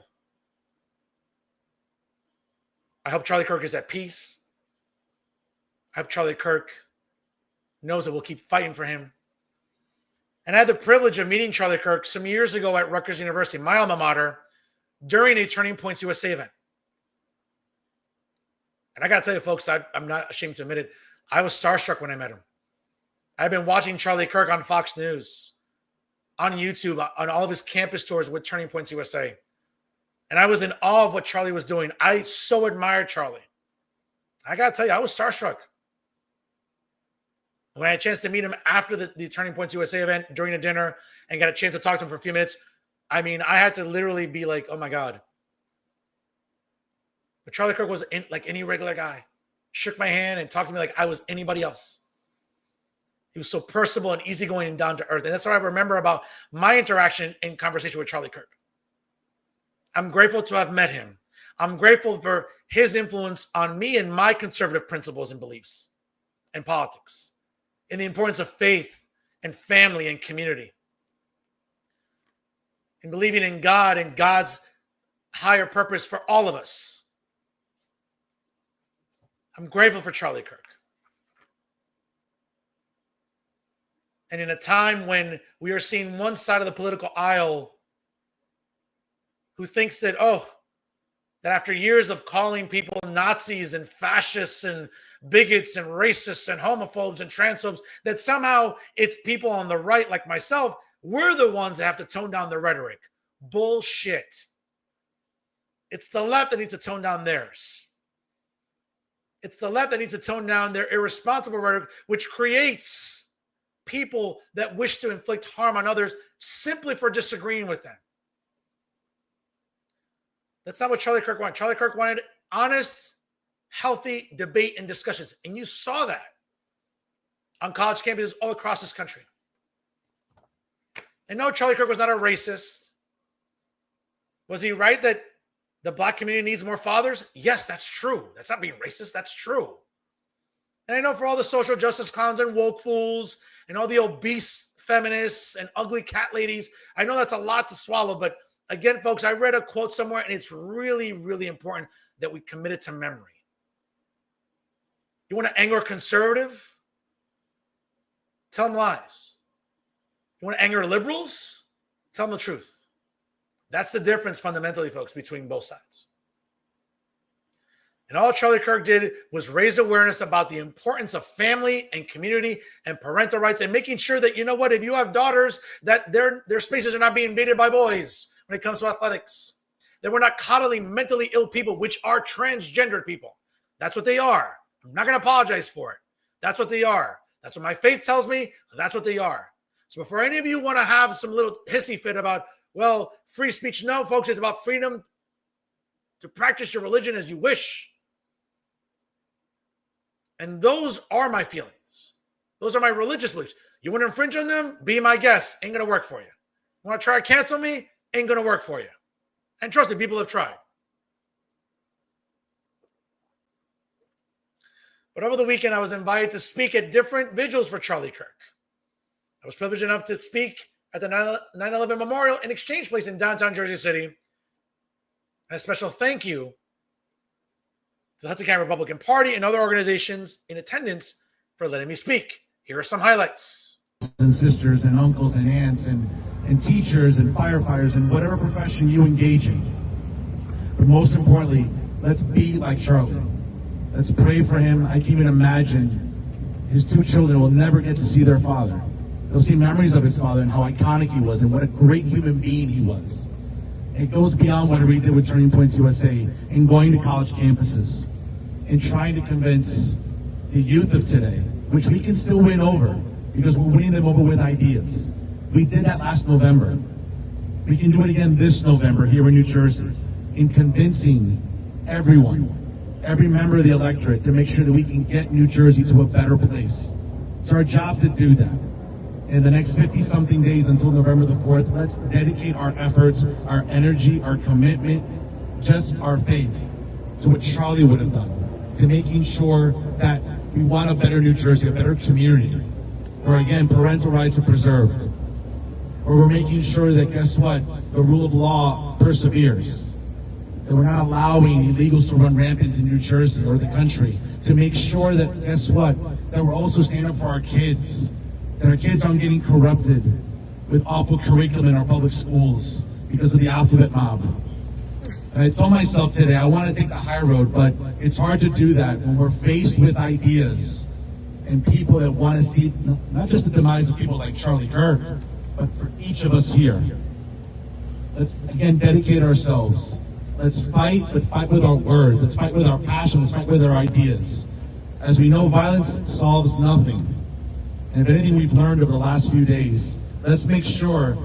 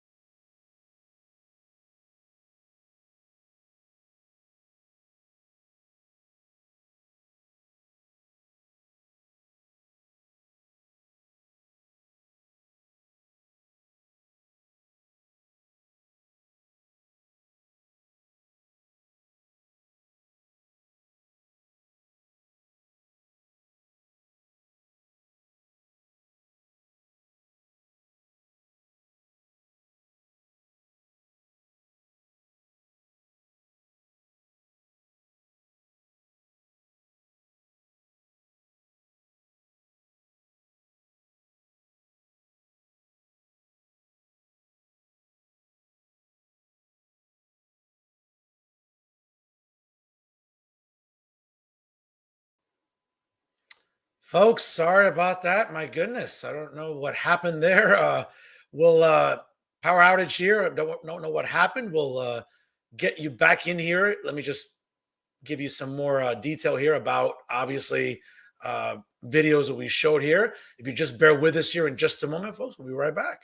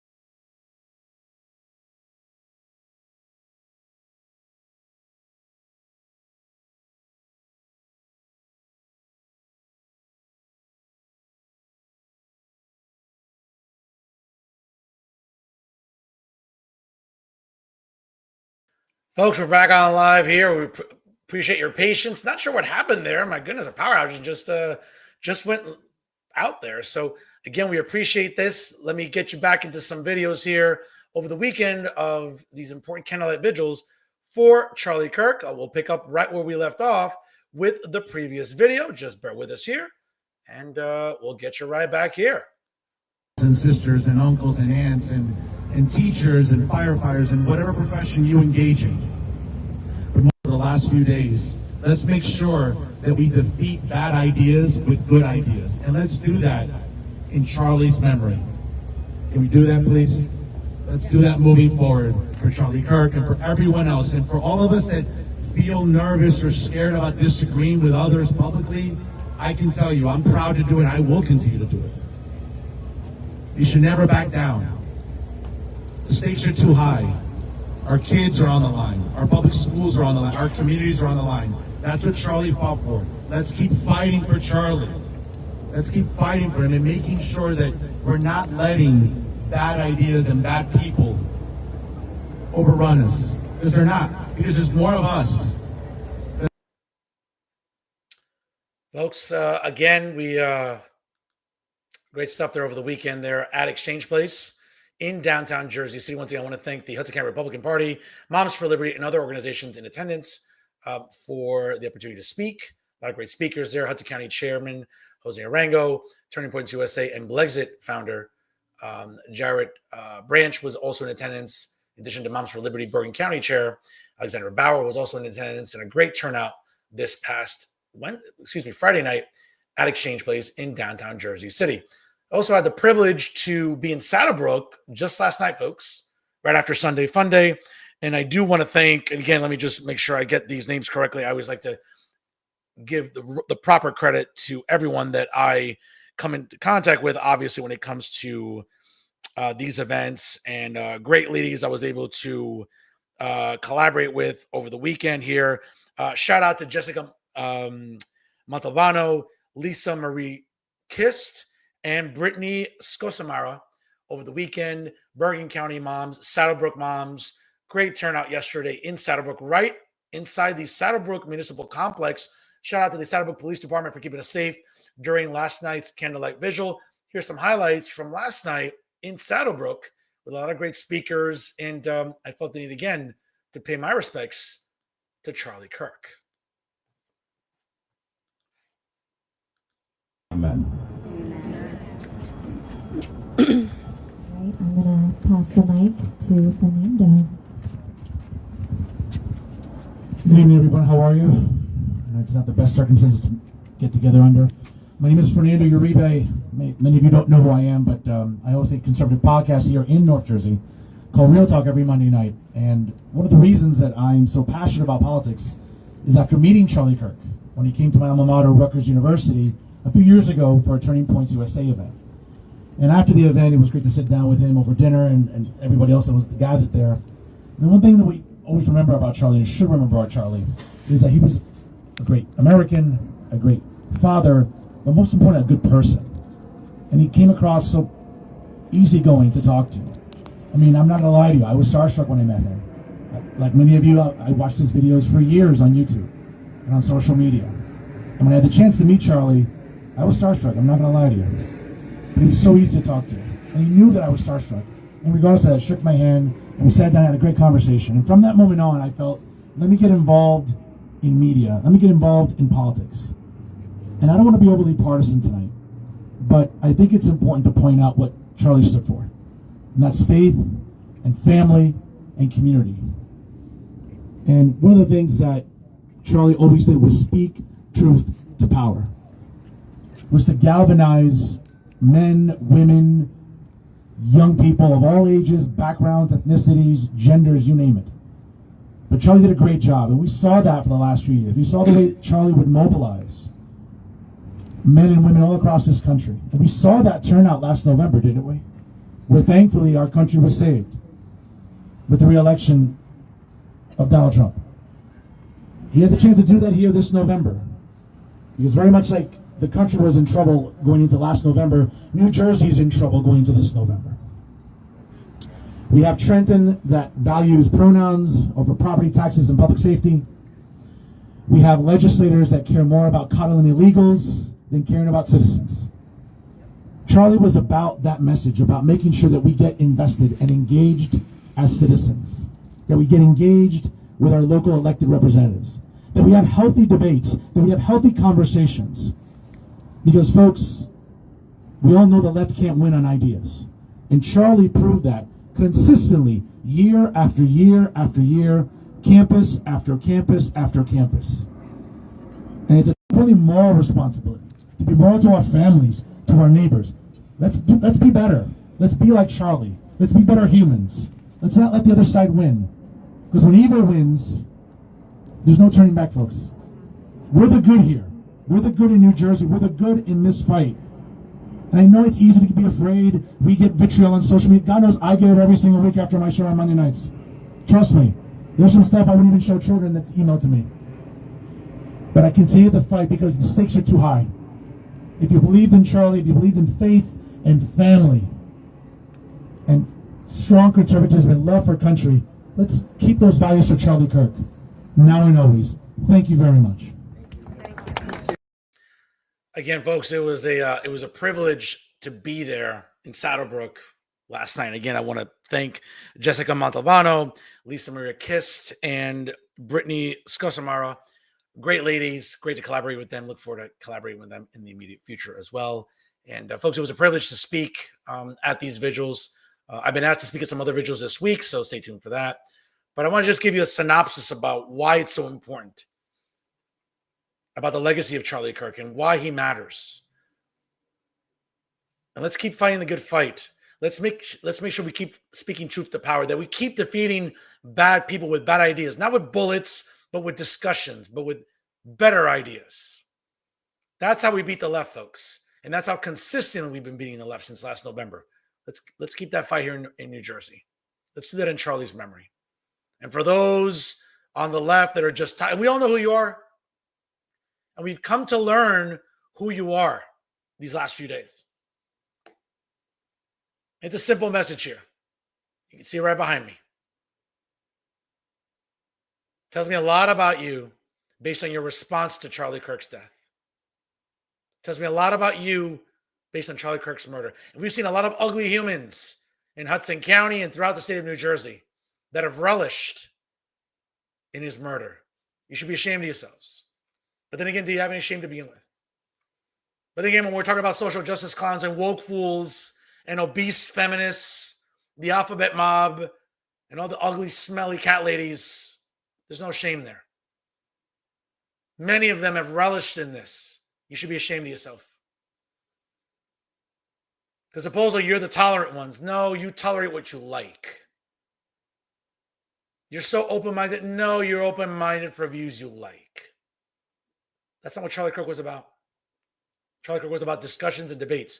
Don't believe me? Go on YouTube. And look at the fundamental difference 5 years later. When a career criminal, when a drug-addicted career criminal was murdered, we saw cities burned to the ground, looting, rioting, vandalizing. We saw people here in Hudson County marching. We saw HUD Post and other organizations leading marches down Burger Line for a career criminal. Okay. I remember that Saturday in June as the state was still shut down because we were still living in COVID. But somehow that was okay to march down Burger Line Avenue, to cry your sob stories and weep for George Floyd. Yeah, I get it. Okay. Yeah. But make sure you wear your mask, though. That's all I heard on Burger Line Avenue as we're weeping for George Floyd. And across the river, we're seeing police cars vandalized. We're seeing cities across this country vandalized and destroyed, both public and private property. That's all we saw with the death of George Floyd. But you know what we saw this past weekend? We had vigils that were peaceful, religious, and faith-based. That's a difference, folks. We're not the same. For many on the left and for progressives and all the woke crowd, and for those of you that relished in Charlie Kirk's murder, you should be ashamed of yourself. And for those of you that try to silence dissent or silence debate or silence people with cancel culture, I'm still here. I'm still going to be here. I'm not leaving. And I feel like Batman here when I have to battle all these villains at once. That's okay. I don't mind the fight. Let's keep fighting for Charlie. Let's keep fighting for good values, for family, for faith, for community. That's what made Charlie Kirk special. That's what made him amazing. And that's what's going to make Charlie Kirk immortal. My prayers go out to his family, to his beautiful wife and his 2 children, and to everyone affected by his loss. Everyone here at Jersey First TV and Real Talk, we're with you. I'll keep fighting the fight. Question is, will you? Please do so. We owe it to Charlie, now more than ever. And that's our show for this week, folks. Once again, I want to thank my 2 guests tonight, Belleville Mayor Michael Melham, and certainly Jersey Mayoral candidate Christina Freeman. Again, I apologize for a little technical snafu there. Still live. We appreciate that. Still good numbers there I'm seeing in the live views. So I appreciate you sticking around. Again, technology happens, folks. What can you do? But I appreciate you sticking around here. And again, if you haven't done so already, make sure you like us on Facebook, follow us on Instagram and X. Don't forget to subscribe to us on YouTube. And of course, download our content from Spotify and SoundCloud and check out Jersey First wherever and whenever possible. Folks, I'll continue to, again, front and center here on Jersey First TV, leading the way here, educating, advocating for the residents of the great state of New Jersey. That's right, folks. It's always here. Real Talk with Fernando Uribe here on Jersey First TV. And always remember, folks, if it's unbiased, unfiltered, and unafraid, it's Real Talk here via the Jersey First Television Network. I'll continue to be the generational talent in Garden State Media because, folks, now more than ever, I'm the hero you need right now as the establishment media continues to lie to you. And I'll continue to be the sworn enemy of all the social justice clowns, woke fools, obese feminists, and ugly cat ladies everywhere. That's right. It's me, Fernando Uribe.